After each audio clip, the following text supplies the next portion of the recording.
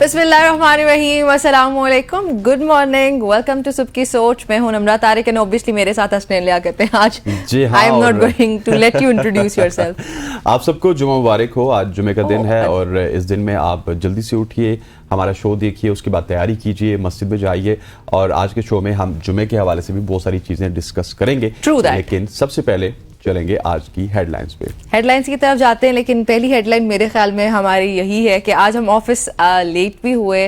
ज़्यादातर लोग I think so कि जो लोग ऑफिस जाते हैं या स्कूल जाते हैं वो आज थोड़ा लेट हुए हैं क्योंकि बारिश बहुत ज़्यादा हो रही है।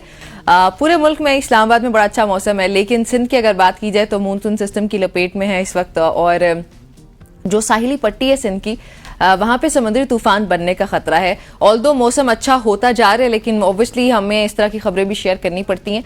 तो सिंध की सूरत हाल इस वक्त कुछ बिगड़ती नजर आ रही है, उस पर डिटेल में बात करेंगे प्रोग्राम में आगे जाके। जी हाँ, दहशतगर्दों के साथ रियायत का सवाल ही पैदा नहीं होता, ये कहना है वजीर आजम शहबाज शरीफ का।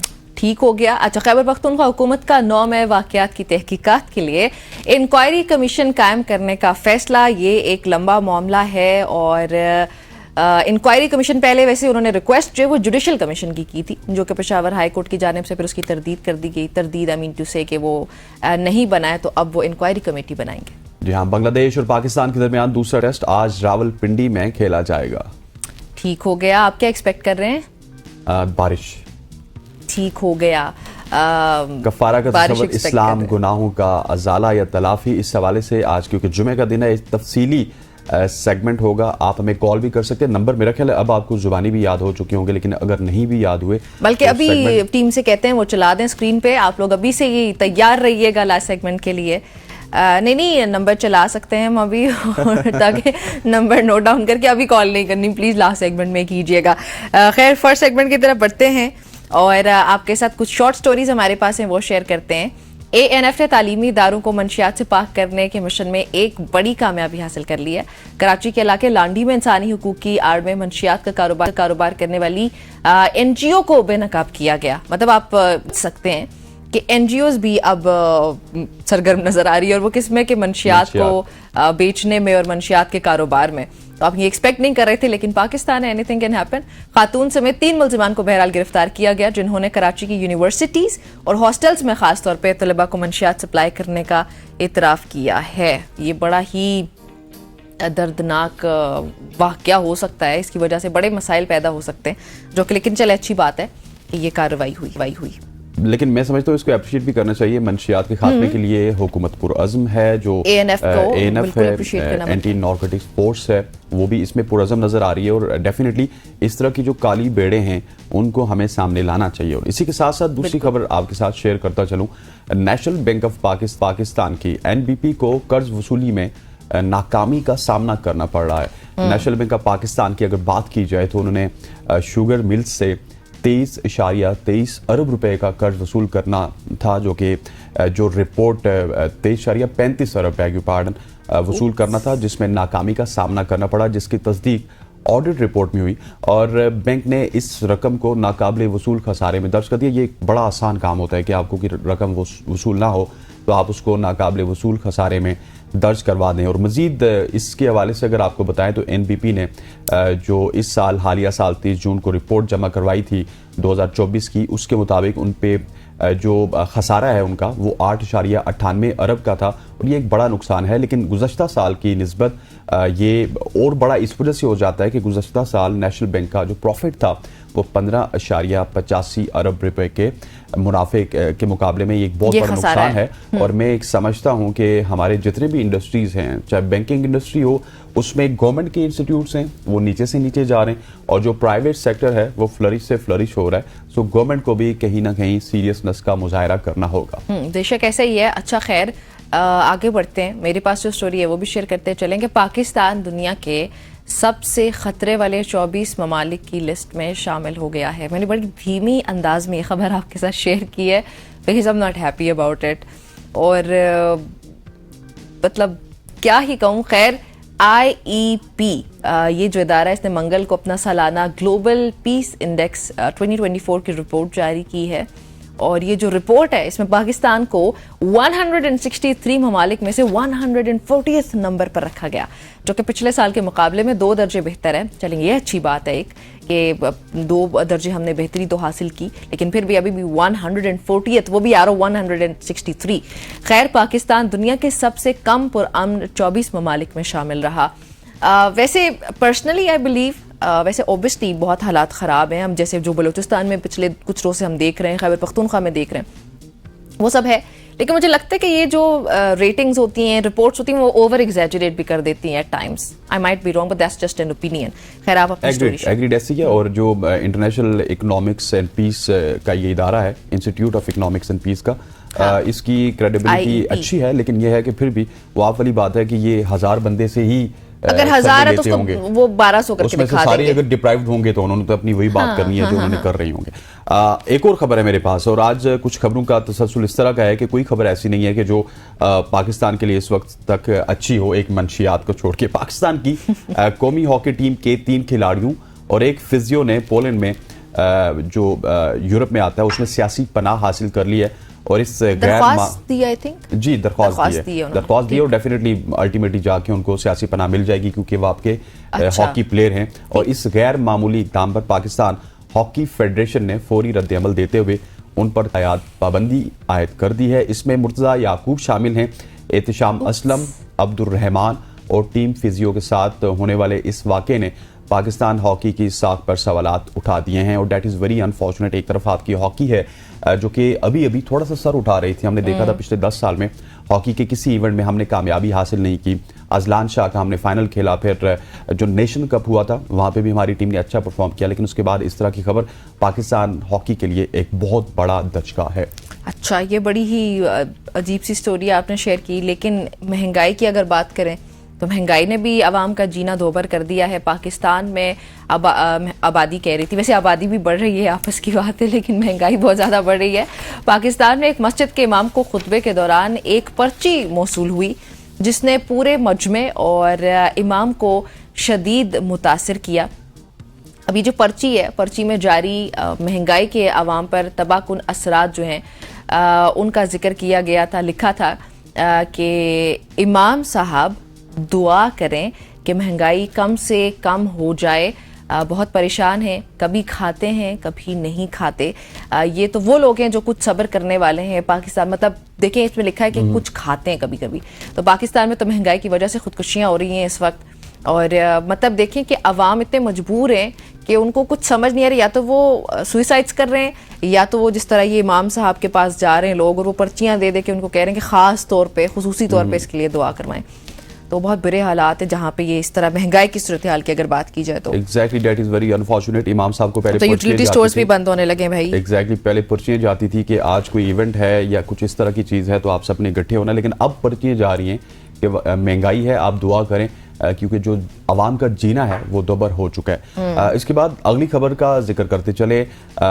ہماری پسندیدہ لیجنڈری صوفی گلوکارہ عابدہ پروین نے ٹائم اسکوائرز نیو یارک میں اسپوٹیفائی کے ڈیجیٹل بورڈ پر نمایاں مقام حاصل کر لیا ہے. اور اسپوٹیفائی کے جتنے بھی ایمبیسڈر ہوتے ہیں ان کو اسپوٹیفائی کا جو ڈیجیٹل بورڈ ہے، نیو یارک اسکوائرز بورڈز کی وجہ سے مشہور ہے، اس میں ان کو ایکول گلوبل ایمبیسڈر کے طور پر پیش کیا گیا ہے.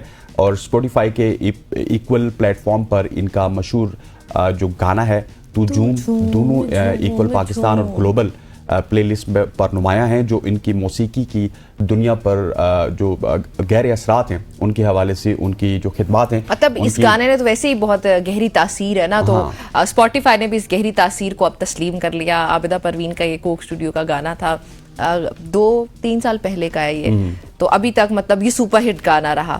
اوبیسلی اسپوٹیفائی کو بھی پھر اس کی پیش نظر اس کو تسلیم کرنا پڑا.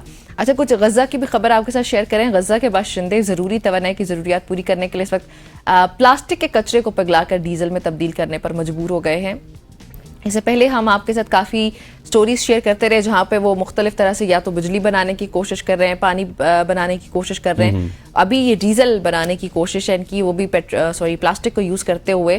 اور وہ جو بھٹی سی ہوتی ہے وہاں پہ اس کو بھٹیوں پہ اس کو پگھلاتے ہیں پلاسٹک کو, اور پھر وہاں پہ وہ ڈیزل بناتے ہیں جو کہ علاقے میں توانائی کی یا سورس آف انرجی ہے وہاں پہ, اور یہ ایک بڑا ہی ان کے لیے نا امپورٹنٹ ذریعہ بن چکا ہے سورس آف انرجی, جیسے میں نے پہلے کہا.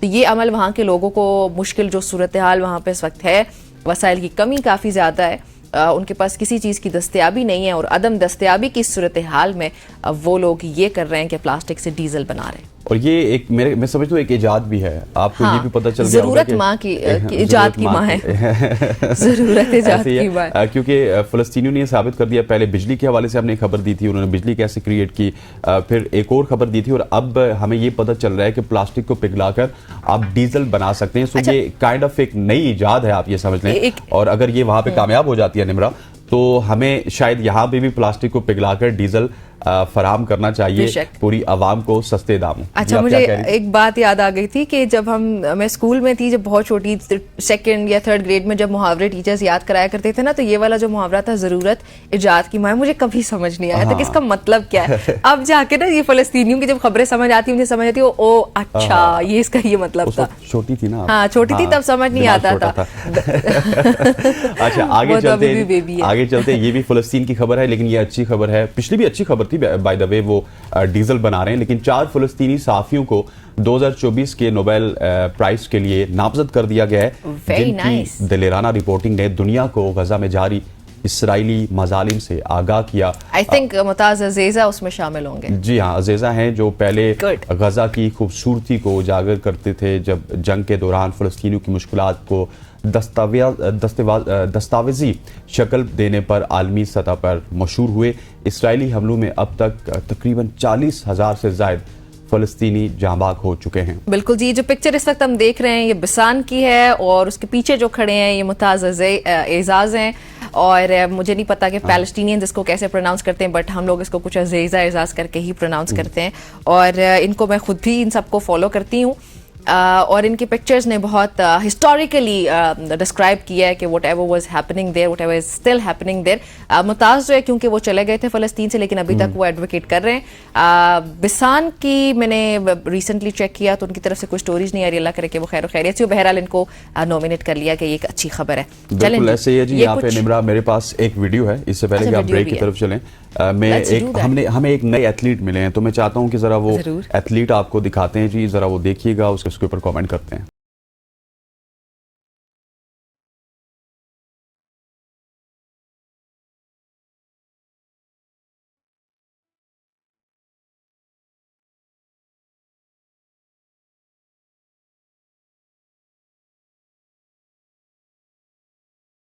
یہ ہیں جی میئر کراچی مرتضی وہاب, جو کہ اس وقت آپ دیکھ رہے ہیں, ان کی فٹنس کا لیول دیکھیے, اور کہاں سے چڑھے, کس طرح چیڑ کے درخت کو عبور کرتے ہوئے واپس دیجئے. یہ دیکھیے, واپس دیکھیے, واو یار, واٹ اے فٹنس لیول. خواجہ آصف کی ویڈیو سامنے آتی تھی, مرتضی وہاب صاحب کی ویڈیو سامنے آ گئی, اور اس وقت مرتضی وہاب یہ بتا رہے ہیں خواجہ آصف کی تو وہ نہ صرف میئر کراچی ہیں بلکہ ایک فٹ ایتھلیٹ بھی ہیں, اور میرا خیال ہے کہ موٹیویٹ کریں نا لوگوں کو کہ وہ فٹنس کی طرف آئیں. طوفان ہو گیا, سیلاب ہو گیا, سب کو اسی طرح سے وہ روکیں گے. یہ ان کا فٹنس لیول چیک کروا رہے ہیں. کراچی کے میئر ہیں, اور ابھی تو ویسے ہی وہاں پہ بڑی سیلابی صورتحال, ہم نے پہلے بھی بلکہ پروگرام میں آگے جا کے ہم ڈیٹیل میں بات بھی کریں گے.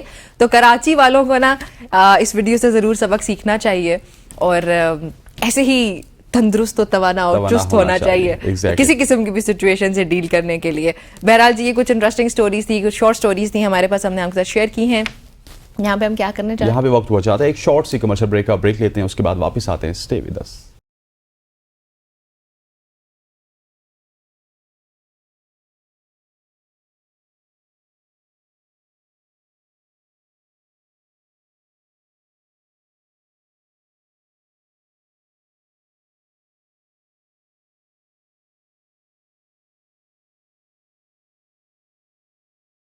Welcome back to show. جس طرح ہم نے پہلی ہیڈ لائن آپ سے ڈسکس کی تھی, اور اس میں یہی تھا کہ سندھ میں مونسون کو جو سسٹم ہے اس نے پورے ہی سندھ کو لپیٹ لیا, اور محکمہ موسمیات سندھ کا ساحلی پٹی میں سمندری طوفان بننے کا خطرہ ظاہر کر دیا ہے. سمندری طوفان کا ہائی الرٹ بھی جاری کر دیا گیا ہے, اور سسٹم کے زیر اثر کراچی سمیت سندھ کے دیگر اضلاع میں मूसलाधार बारिश का इम्कान है। बिल्कुल ऐसा ही है, और महकमे मौसमियात ने जो है वो ट्रॉपिकल साइक्लोन का दूसरा अलर्ट भी जारी कर दिया।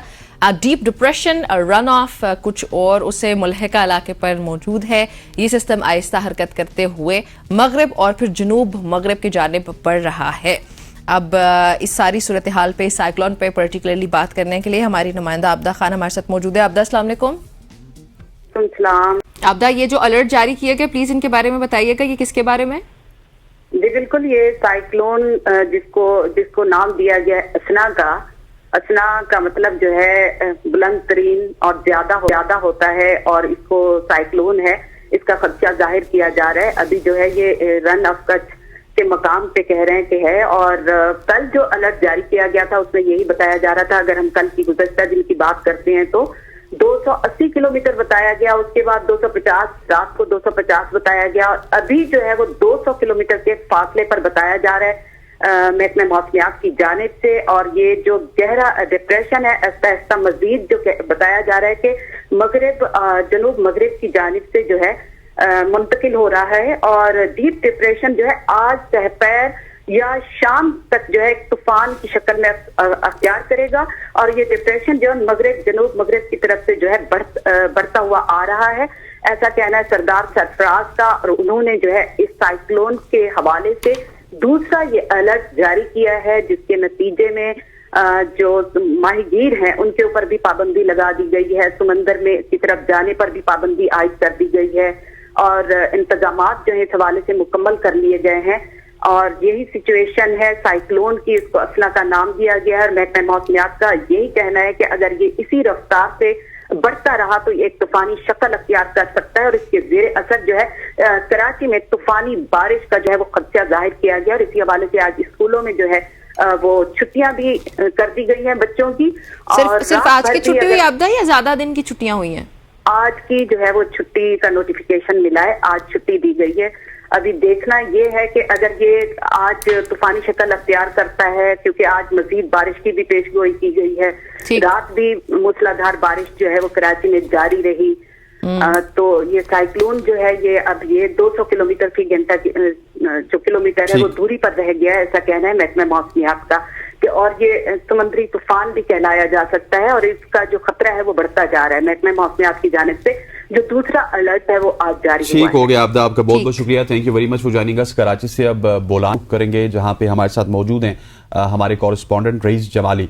रईस साहब, बताइएगा बोलान में बारिश के बाद क्या सूरत हाल है, और वहां पे किस तरह का अलर्ट जारी किया गया, और क्या इंतजामिया तमाम तर इक़दामात बर वक्त करने में कामयाब हुई या नहीं? जी बिल्कुल, गुज़श्ता रात से जो है बोलान के मुख्तलिफ इलाकों में जो है मच, कोलपुर, डाडर, बालानाड़ी के इलाकों के पहाड़ी इलाकों में जो है बारिश का सिलसिला जारी है, जिससे जो है बोलान के मुख्तलिफ नदियों में जो है सैलाबी रेलों की आमद का सिलसिला भी जारी है। बोलान नाड़ी नदी से जो है 84,000 क्यूसेक का सैलाबी रेला गुजर रहा है, जबकि बोलान नदी पिंजरा पुल के मकाम पे 11,000 का सैलाबी रेला गुजर रहा है। मिशकाविया से 6,000 का सैलाबी रेला, जबकि जो है सन्नी नदी से भी 6,000 क्यूसेक का सैलाबी रेला गुजर रहा है, जिससे बलूचिस्तान और अंदरूनी सिंध पंजाब जाने वाली ट्रैफिक को जो है कोलपुर और डाडर के मकाम पे रोक दिया गया है। अच्छा, पूरे बलूचिस्तान की ओवरऑल अगर बात करें तो पूरे बलूचिस्तान की इस वक्त क्या सूरत हाल है? जी, इस हवाले से जो है जलमक्सी, सिब्बी, सोबतपुर, जाफराबाद और दीगर मूसाखेल के हरनाई और कोलू की जानिब भी जो है बारिशों का सिलसिला जारी है, और सैलाबी रेलों को आमद का सिलसिला जारी है, और नशेबी इलाके ज़ेराब आ चुके हैं। मजीद इस हवाले से जो है PDMA की जानिब से राब्ता किया जा रहा है। उनका ये कहना है कि अब तक कोई जानी या माली नुकसान की इतला नहीं है। अच्छा जमाली साहब, मुझे ये बताइएगा कि जिस तरह हम देखते हैं बलूचिस्तान के हालात में इंतजामिया हमें बहुत देर से एक्टिव होती हुई नजर आती है, तो क्या यहाँ पे PDMA सिर्फ अलर्ट जारी करती है, या फिर आपको कुछ अमली इकदाम भी नजर आते हैं? जी, PDMA के जानिब से एकामा तो जारी कर दिए जाते हैं, लेकिन जो है बर वक्त कोई कार्रवाई अमल में नहीं लाई जाती। जी, दूसरे बोलान के जो है बोलान में जो है बारिश के दूसरे स्पेल में जो है उसके जो बाग का इलाका है, वहाँ एक गांव है पोहड़ में, वहाँ जो है नाड़ी नदी में जो शुगाव पड़ने से जो है पोहड़ जो गांव है वो जो उसमें वो ज़ेरे आब आ चुका, और कई मकाना जो है वो जो गांव जो आप जिक्र कर रहे हैं, इन गांव के लोग कहाँ गए इस वक्त? وہ ان کے وہ جو گاؤں ہیں ان کو جو ہے اب انتظامیہ نے جو ہے محفوظ مقامات منتقل کر دیا ہے. ٹھیک. اچھا, اس کے علاوہ کوئی حل ہوتا ہے انتظامیہ کے پاس کہ خالی مقامات میں ہی منتقل کرواتے ہیں؟ کوئی اس کا کنکریٹ حل کب تک نکالے گی انتظامیہ؟ جی, ان کے جو متعلقہ ادارے ہیں انتظامیہ, ڈپٹی کمشنر کچھی جمیل احمد بلوچ نے اور اس کی جو مقامی انتظامیہ ہیں, انہوں نے جو ہے محفوظ مقامات پہ جو ہے ٹینٹ لگا کر جو ہے ایک تمام جو سیلاب سے جو متاثرہ جو سیلابی گاؤں سے جو متاثرہ لوگ ہیں ان کو جو ہے ٹینٹ میں منتقل کر دیا گیا اور ان کو کھانے پینے کی اشیاء بھی فراہم کی جا رہی ہے. جی ٹھیک ہو گیا. جواد میمن صاحب ہمارے ساتھ موجود ہیں, ماہر موسمیات ہیں, وہ ہمارے ساتھ موجود ہیں کراچی سے. جواد صاحب السلام علیکم. جواد صاحب آپ کو آواز آ رہی ہے میری؟ آئی گیس ان کو آواز نہیں آ رہی, پھر ہم کو پھر سے ہماری آواز آ رہی ہے. اچھا چلو پھر ان کو کریکٹ کرنے کی کوشش کرتے ہیں. لیکن اچھا ویسے الحمدللہ فار اسلام آباد کی یہاں پہ اتنی بری نہیں ہوتی جس طرح ملک کے دیگر علاقوں کی, جیسے وہ بلوچستان کے کچھ گاؤں کا نام لے رہے تھے, وہاں پہ مکمل طور پر انخلا بھی کرنا پڑا. بڑا مشکل ہوتا ہوگا لوگوں کے لیے. میں یہ سوچ رہی تھی جب وہ بات کر رہے تھے کہ وہ اپنا گھر, ایک تو اس کے زیر آب آنے کا ڈر, بلکہ وہ زیر آب آ بھی جاتے ہیں, یا پھر آپ کو اپنا گھر چھوڑ کے کسی اور جگہ منتقل ہونا جو آپ کے لیے پرسکون بھی نہیں ہے, وہاں پہ خطرہ الگ سے ہے, تو بڑا ہی مشکل ہوتا ہوگا. اور یہ تو جو لوگ اس وقت اپنے گھر میں ٹھیک ٹھاک بیٹھے ہیں بغیر کسی خطرے کے, ان کو تو اللہ تعالیٰ کا شکر ادا کرنا چاہیے, اور ساتھ ہی دعا کرنی چاہیے کہ یہ جو بارشوں کا سلسلہ اس وقت جاری ہے, اللہ نہ کرے کہ یہ طوفانی صورتحال اختیار کرے, اللہ تعالیٰ رحمت کی بارش نازل فرمائے. آپ نے ایک ذکر کیا کہ اسلام آباد میں اس طرح کے حالات نہیں ہیں, تو اسلام آباد میں اصل میں اس طرح کے جب حالات نہیں ہیں تو میں یہ سمجھتا ہوں کہ پورے ملک میں بھی اس طرح کے حالات نہیں ہونے چاہیے. جو ہمارے پورے ملک کے دور دراز کے ایریاز ہیں, جس طرح بلوچستان کے ایریاز ہیں, سندھ کے کچھ علاقے ہیں, ان میں جو ڈپرائیونس ہے وہ اسی وجہ سے آتی ہے کہ فیڈرل میں اس طرح کی چیزیں نہیں ہیں. آپ کے بڑے شہروں میں اس طرح کی چیزیں نہیں ہیں. لاہور میں دیکھ لیں, فیصل آباد میں دیکھ لیں, بہت کم دیکھنے کو ملتا ہے. کچھ ایریاز ضرور ہیں, کچھ سرٹن ایریاز ہیں, لیکن اسلام آباد میں جس طرح آپ نے بات کی, اسلام آباد میں تو اس طرح کا کوئی ایریا نہیں ہے جہاں پہ پانی آئے. لیکن جب یہ بلوچستان کا کوئی باسی, ہاں پنڈی میں آتا ہے, لیکن Pindi is not a part of Islamabad. اسلام آباد ایک کیپٹل ٹیریٹری ہے, تو پورے ملک میں ہی ایسا ہونا چاہیے, پورے ملک میں ہی ایسا ہونا چاہیے. اور وہ جس طرح آپ نے کہا نا کہ اسلام آباد میں نہیں ہے, تو بالکل ہمارے پڑوس میں ہے, بلوچستان میں بھی ڈسکس ہوتی ہے کہ اسلام آباد میں نہیں ہے, یہاں پہ کیوں ہے. تو جتنی اٹینشن ہم اسلام آباد میں دیتے ہیں, ہماری اتھارٹی سے گزارش ہے کہ آپ بلوچستان کو بھی اتنا ہی اٹینشن دیں. امیر عمرہ بیٹھے ہیں اسلام آباد میں, تمام اقتدار والے لوگ بیٹھے ہیں اسلام آباد میں, تو اسلام آباد کو ایک ڈفرینٹ طرح سے ڈیزائن کیا گیا, ڈفرینٹ طرح سے یہاں پہ سیٹ اپ بنایا جاتا ہے, پھر اس سیٹ اپ کا خیال رکھا جاتا ہے. تو پورا ملک ہمارا ہے, اور بلوچستان خاص طور پہ ہو گیا, وہاں پہ دہشت گردی کے جو معاملات ہیں ان کو فوری طور پہ حکومت کو حل کرنا چاہیے. پھر اس طرح سے سیلابی صورتحال ہو گئی. دیکھیں یہ obvious ہوتا ہے کہ ان تمام مہینوں میں بارش ہونی ہے, اور بہت زیادہ بارش ہونی ہے. ہمارے ہی ملک میں بلوچستان کے آپ علاقے دیکھ لیں, وہاں پہ لوگوں کو پینے کا پانی بھی میسر نہیں ہے, سندھ میں پانی میسر نہیں ہے. تو کیوں ہماری حکومتیں اس پہ کام نہیں کرتی؟ ڈیمز بنائے جائے, متعدد الٹرنیٹس کو تیار کیا جائے تاکہ پانی کو سٹور کر لیں نا آپ لوگ. جب اتنا پانی آ رہا ہے کہ سیلابی صورتحال ہے جو آپ کے ہاتھ میں ہی نہیں ہے, جو اس کو آپ مینج کر سکتے ہیں. یہ جو پانی ہے نمرا, یہ کوئی پہلی دفعہ نہیں آ رہا, یہ وہی تو میں کہہ رہی ہوں کہ ہر سال آپ کو پتہ ہے کہ یہ آنا ہے. آپ کو پتہ ہے اس کے حوالے سے آپ نے این ڈی ایم اے کو تیار کر دیا, پی ڈی ایم اے کو تیار کر دیا, اور بہت ساری اتھارٹیز ہیں جو تیار ہو چکی ہے. لیکن میرا حساب سے جتنا بھی ہم ان سے بات کرتے ہیں, ہمیں یہ پتا چلتا ہے کہ وہ صرف الرٹ جاری کرنے کے لیے 100 یا 150 ملازم ایک جگہ پہ بیٹھے ہوئے ہیں. حالانکہ ڈیزاسٹر مینجمنٹ کا مطلب یہ ہے کہ آپ نے پورے ڈیزاسٹر کو مینج کرنا ہے, کہ اس کو کس طرح سے مینج کریں. جواد میمن صاحب ہمارے ساتھ ونس اگین موجود ہیں. ہم امید کرتے ہیں کہ آپ کوئی مسائل نہیں ہوں گے ان کی طرف سے اور ہماری طرف سے. جواد میمن صاحب خوش آمدید کہتے ہیں. سر کیسے ہیں آپ؟ جی السلام علیکم, بہت شکریہ, الحمدللہ میں خیریت سے ہوں. جواد صاحب بتائیے گا کراچی میں اس وقت جو سائیکلون کی صورتحال ہے اس کے حوالے سے ہمیں آگاہ کیجیے گا. جی دیکھیں, یہ تازہ ترین جو صورتحال ہے اس حوالے سے یہ جو سسٹم ہے یہ اس وقت کراچی سے جو ہے وہ آلموسٹ 200 کلومیٹر دور ہے, اور یہ تقریباً جو ہے وہ رن آف کچھ سے ہوتا ہوا یہ بحیرہ عرب کے اوپر آلموسٹ آ چکا ہے. اس کا سینٹر کور پریشر جو ہے وہ اس وقت 989 یعنی کہ یہ آلموسٹ سائیکلونک اسٹارم کی جو اسٹرینتھ ہوتی ہے اس تک پہنچ چکا ہے. اس کے سینٹر کے قریب جو ہواؤں کی رفتار ہے وہ تقریباً 55 سے 65 کلومیٹر فی گھنٹہ کی رفتار سے جو ہے یہ اس وقت چل رہی ہیں. اور ٹریک جو ایکسپیکٹ کیا جا رہا ہے وہ مغرب, جنوب مغرب, یعنی کہ یہ پاکستان کے ساحلی علاقوں کے قریب سے جو ہے وہ آج دوپہر, شام اور رات تک گزرتا ہوا نظر آئے. ٹھیک ہو گیا. اچھا آپ نے تذکرہ کیا پہلے بھی، بلکہ ہمارے پاس یہ خبر ہے وہ میں ڈیٹیل میں آپ کے ساتھ شیئر بھی کرتی چلوں کہ یہ سسٹم جو ہے شمال مشرقی بحیرہ عرب کی جانب بڑھ رہا ہے. تو کیا اس سمت کی اور کیا اس کی جو سمت ہے اور جو اس کی اگر ہم شدت کی بات کریں تو کوئی تبدیلی متوقع ہے؟ جی بالکل، دیکھیں تبدیلیاں جو ہے وہ اس طریقے کے سسٹمز میں جو ہے وہ وقتاً فوقتاً آتی رہتی ہیں، لیکن ایسے کوئی بہت بڑی تبدیلی نہیں ہوگی. چند کلومیٹر کا جو ہے وہ ڈسٹنس جو ہے وہ کم بڑھتا چلا جاتا ہے یا کم ہوتا چلا جاتا ہے، لیکن زیادہ تر جو اس کا ٹریک ہے وہ آلموسٹ ابھی یہی مغرب جنوب مغرب کی جانب ہے. یہ پاکستان کے ساحلی علاقوں کی، انیشیلی یہ سندھ کے ساحلی علاقوں کے قریب سے گزرے گا.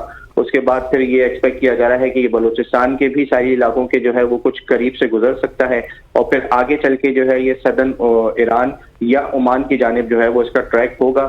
لیکن یہ تقریباً 1 تاریخ کے بعد جو ہے وہ ایران یا عمان کی سچویشن بنی. اچھا جواد صاحب، مجھے یہ بتائیے گا کہ ماہی گیروں کے حوالے سے بھی کچھ ہدایات جاری کی گئی ہیں، اور سمندر کے کیا کچھ حالات ہوں گے اس موسم کے بدلنے کے بعد؟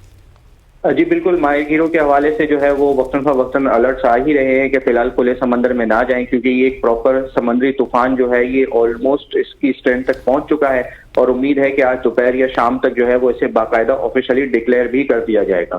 تو سمندر کے جو حالات ہیں وہ کافی زیادہ اونچی لہریں ہوں گی، کافی تیز ہوائیں ہوں گی، کیونکہ اس کے سینٹر میں جو ہوائیں ہیں، ہواؤں کے جو جکڑ ہیں وہ تقریباً 75 سے 85 90 کلومیٹر فی گھنٹہ کی رفتار تک بھی جو ہے وہ بعض اوقات چلے جاتے ہیں. تو ایک تو انتہائی تیز ہوائیں ہوں گی جو کہ ماہی گیروں کے لیے بہت زیادہ خطرناک ہیں. لہریں جو ہیں وہ اسٹارم سرج جو ہے وہ کافی زیادہ ہوں گی. سمندر میں تقریباً 3 سے 4 فٹ، کچھ علاقوں میں یہ 5 فٹ تک بھی جو ہے وہ سمندر کی لہریں اٹھ سکتی ہیں. تو لہٰذا اگلے 24 سے 36 گھنٹے میکسیمم 48 گھنٹوں تک جو ہے وہ پاکستان کی جو سمندری حدود ہے اس میں سمندر کے جو حالات ہیں وہ کافی حد تک ایب نارمل رہیں گے. ٹھیک. اچھا، یہ جو سی اسٹارم ہے کیا آپ کے خیال میں اس کے اثرات دیگر علاقوں میں بھی ہو سکتے ہیں، اور اللہ نہ کرے کہ اس کے طویل مدتی کوئی اثرات ہو سکتے ہیں؟ نہیں دیکھیں، طویل مدتی ایسے نہیں ہوں گے. اس وقت جو بارشوں کا جو سلسلہ ہے خصوصی طور پر سندھ کے کئی علاقوں میں، جنوب مشرقی لوور سندھ، زیرین سندھ کے جو علاقے ہیں، ساحلی علاقے جو ہے، یہاں پر یہ اگلے 24 سے 36 گھنٹوں تک میکسیمم 48 گھنٹے تک جو ہے وہ وقفے سے چلے گا.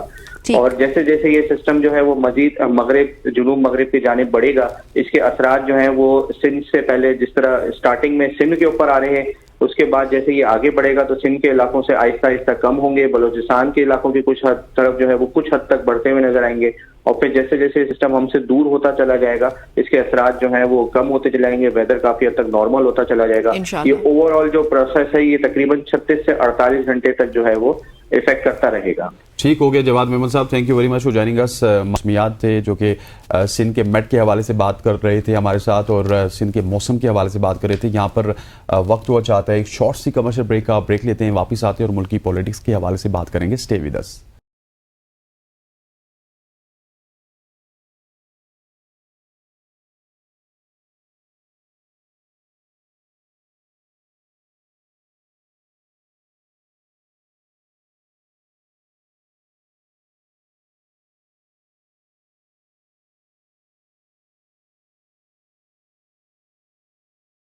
ویلکم بیک ٹو صبح کی سوچ. اب ہم بات کریں گے ملکی پولیٹکس کے حوالے سے. وزیر اعظم شہباز شریف نے کہا ہے کہ دہشت گردوں کے ساتھ رعایت کا سوال ہی پیدا نہیں ہوتا ہے. کوئٹہ میں نیشنل ایکشن پلان کی صوبائی ایپیکس کمیٹی کے اجلاس میں وزیر اعظم شہباز شریف کا اختتامی گفتگو میں کہنا تھا کہ ملک سے ہر صورت دہشت گردوں کا خاتمہ کریں گے. بلوچستان میں قیام امن کے لیے سب کو اپنا کردار ادا کرنا ہوگا. انہوں نے کہا کہ ملک دشمنوں کا خاتمہ ترقی و خوشحالی کے لیے ناگزیر ہے، اور ملک سے دہشت گردی کا ہر حال میں خاتمہ کریں گے. دہشت گردوں کے ناپاک عزائم کو خاک میں ملانا ہمارا فرض ہے. ریاست پاکستان جو جھنڈے کو ماننے والوں سے ڈائیلاگ ناگزیر ہیں. بالکل ایسا ہی ہے. اور پختونخوا حکومت کی اگر بات کی جائے تو انہوں نے 9 مئی واقعات کی تحقیقات کے لیے انکوائری کمیشن قائم کرنے کا فیصلہ کر لیا ہے. فیصلے کی حتمی منظوری وزیر اعلیٰ خیبر پختونخوا علی امین گنڈا پور سے لی جائے گی. اب ایک اور بات بھی ہے کہ صوبائی وزیر جو ہیں، صوبائی وزیر قانون معذرت کے ساتھ آفتاب عالم، انہوں نے کہا کہ انکوائری ججز سے کرانے کے پابند نہیں ہیں. عدلیہ انکوائری نہیں کرنا چاہتی تو خود انکوائری کمیشن قائم کریں گے. اب اس کے علاوہ وزیر قانون اعظم نذیر تارڑ جو ہیں، انہوں نے یہ کہا کہ فیض حمید کا کیس کہاں چلے گا، یہ ہمارا دائرہ اختیار نہیں ہے، تاہم ضرورت پڑی تو عمران خان کا کیس فوجی عدالت میں بھیجنے کا فیصلہ پنجاب حکومت کرے گی. انہوں نے کہا کہ جوائنٹ سیشن میں کوئی آئینی ترمیم نہیں ہو سکتی, نیا ترمیمی بل نہیں لایا جا سکتا, حکومت کسی سرپرائز قانون سازی کا ارادہ نہیں رکھتی ہے. یہ کچھ اہم معاملات ہیں جو کہ اس وقت چل رہے ہیں. اس میں بات چیت کرنے کے لیے تیمور ملک صاحب جو کہ وکیل پاکستان تحریک انصاف کے, ان سے بات چیت کرتے ہیں. السلام علیکم تیمور صاحب. جی وعلیکم السلام. تیمور صاحب, سب سے پہلے تو یہ بتائیے گا کہ عمران خان کا کیس فوجی عدالت میں چلے گا یا نہیں, اس کا فیصلہ پنجاب حکومت کرے گی. یہ وزیر قانون کہہ رہے ہیں پاکستان کا, تو یہ پنجاب حکومت کے جورسڈکشن میں آتا ہے, وہ کن گراؤنڈز پہ یہ بات کہہ رہے ہیں؟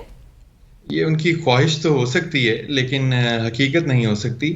دیکھیں اس وقت سویلینز کا, اور عمران خان صاحب ایک سویلین ہیں, ایک شہری ہیں پاکستان کے, جن کا ہماری مسلح افواج سے کوئی تعلق نہیں ہے, نہ رہا ہے, تو ان کا ملٹری ٹرائل نہیں ہو سکتا.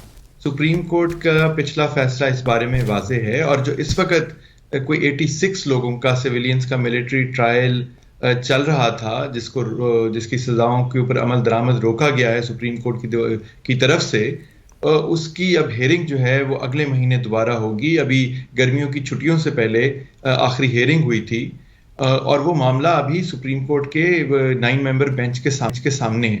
تو جب تک وہاں سے چیز کلیئر نہیں ہوتی, یہ خان صاحب کی بات نہیں ہے, کسی بھی سویلین کا ملٹری ٹرائل کرنا یہ ایک وفاقی یا صوبائی حکومت کی صرف ایک خواہش ہو سکتی ہے, اور بڑی عجیب خواہش ہے. لیکن ملک صاحب ایک چھوٹا سا سوال ہے کہ اس خواہش, ٹھیک ہے ان کی خواہش ہوگی, لیکن اس طرف ان کو لے کے جانے والے بھی تو خان صاحب خود ہیں. انہوں نے خود پہلے انٹیمیٹ کر دیا تھا کہ مجھے جو ہے وہ ملٹری ٹرائل کی طرف لے کے جایا جائے گا.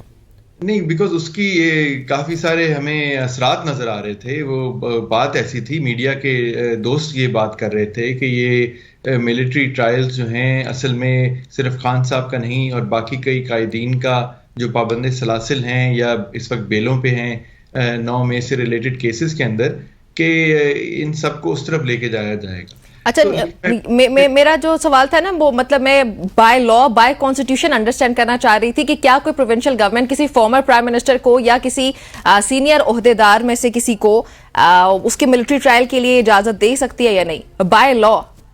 دیکھیں, وہ تو صوبائی حکومت جو ہے وہ تو اپنی طرف سے ریزولوشن پاس کر سکتی ہے, کوئی بھی قانون کے تحت وہ اس طرح کی بات کر سکتے ہیں, لیکن وہ اس کی مجاز نہیں ہے. جو ملٹری ٹرائلز ہیں وہ تو یا آرمی ایکٹ یا جو باقی ہمارے ملٹری کے لاز ہیں ان کے تحت ہوتے ہیں, اور وہ ڈٹرمن کرتے ہیں ادارے کہ جو اگر کوئی جرم سرزد کیا گیا ہے کسی کی طرف سے, اس کی ایمبٹ کیا ہے, اور اس پہ جو کیٹیگریز آف پیپل جن کا ملٹری ٹرائل ہو سکتا ہے وہ شخص اس کے اندر آتا ہے کہ نہیں آتا. آبویسلی پھر اس سویلین کے پاس بھی رائٹ موجود ہے, کہ اس کے لواحقین کے پاس بھی رائٹ موجود ہے کہ وہ عدالتوں میں جا کے اس کو چیلنج کر سکتے ہیں کہ کیا یہ اس ملٹری ٹرائل کے ایمبٹ میں آتے ہیں کہ نہیں آتے. تو اس میں تو ابھی بہت ساری چیزیں ہوں گی. اگر یہ مفروضے ہیں اس وقت کہ یہ ان کی, لیکن جس طرح وزیر قانون نے یہ بات کر دی ہے تو ظاہر ہے ان کے ذہن میں تو یہ چیز ہے, یہ ڈسکس کر چکے ہیں. تو یہ خطرہ جو ہے, اور میں یہ پھر کہوں گا کہ اگر یہ اپنے آپ کو ایک جمہوری حکومت کہتے ہیں, چاہے فارم 47 کی ہیں, اور یہ جمہوریت پسند اگر پارٹی سے بلانگ کرتے ہیں, تو ایسی بات یا ایسی خواہش کرنی نہیں چاہیے. ان کو یہی چاہیے کہ ہماری سویلین عدالتیں اگر ان کو کوئی شک ہے کہ مضبوط نہیں ہے تو ان کو مزید مضبوط کریں, ان کو آزاد کریں, تاکہ وہ منصفانہ طور کے اوپر ہر قسم کے مقدمے کا فری اینڈ فیئر ٹرائل کر سکیں. اچھا ملک صاحب, آپ یہ نہیں سمجھتے کہ کہیں نہ کہیں حکومت کو سٹنٹ بھی آپ کی طرف سے مل رہی ہے؟ کیونکہ پہلے ہمیں دیکھ رہا تھا کہ پورے پاکستان میں آپ کی طرف سے آپ کی جو صفحے ہیں ان میں انتشار نظر آ رہا تھا. اب تو کے پی کے میں آپ کے وزیر اعلیٰ کچھ اور کہہ رہے ہوتے ہیں, عاطف خان کچھ اور کہہ رہے ہوتے ہیں, ان میں بھی نیگوشیشن کرنے کے لیے اب عارف علوی صاحب کو بھیجا گیا تھا. تو کہیں نہ کہیں تحریک انصاف بھی اب سیریسنس کا مظاہرہ تو کر رہی ہے کہ کے پی میں جو خرابی ہو رہی ہے اس کو کم کیا جائے. دیکھیں, پاکستان تحریک انصاف اس وقت آپ جس تناظر میں بھی دیکھیں, آپ ووٹوں سے دیکھیں, آپ پارلیمان میں سیٹوں سے دیکھیں, آپ ممبران کی تعداد میں دیکھیں, تو پاکستان کی سب سے بڑی جمہوری قوت ہے. اور جب سب سے بڑی جماعت ہو ایک 25 کروڑ عوام کے ملک کی, تو نیچرلی اس میں ڈفرینس آف اوپینین یا ویو تو ہو سکتا ہے اور ہونا چاہیے. یہ کوئی فیملی لمیٹڈ پارٹی تو ہے نہیں. سو اس لیے اختلاف رائے تو چاہے وہ خیبر پختونخوا کی قیادت میں ہو یا کہیں اور ہو, تو کوئی ایسی انہونی بات نہیں ہے. اور عارف علوی صاحب ایک سابق صدر ہیں, ان کا ایک سٹیچر ہے, پارٹی کے سینئر رہنماؤں میں سے ہیں. سو نیچرلی اگر ان کو یہ دیا گیا ہے رول کہ وہ لوگوں سے اگر ان کا ڈفرینٹ پوائنٹ آف ویو ہے ان کو دیکھیں تو بڑی خوشائند بات ہے. اور دوسری پارٹیز میں بھی ایسے ہونا چاہیے. اگر ڈفرینس آف اوپینین آتا ہے تو بالکل مواقع موجود ہونے چاہیے ڈسکشن کے اور اس کے انالیسس کے بھی. تو اس سے سیکھیں بلکہ باقی پارٹی. میرے خیال میں کوئی یہ ایسی چیز نہیں ہے. یہ تو صرف شو مزید کرتی ہے کہ کوئی فرد واحد کی حکومت نہیں ہے, نہ پارٹی کے اندر نہ پارٹی. لیکن سمجھتے نہیں ہے کہ یہ پارٹی کے اندر ہی معاملات حل ہونے چاہیے, اس میں میڈیا میں آنے کی ضرورت نہیں ہے, کیونکہ ہم بہت سارے بیانات دیکھتے ہیں جو کہ ڈفرینٹ ٹی وی شوز میں ہوتے ہیں یا پھر میڈیا میں ہوتے ہیں.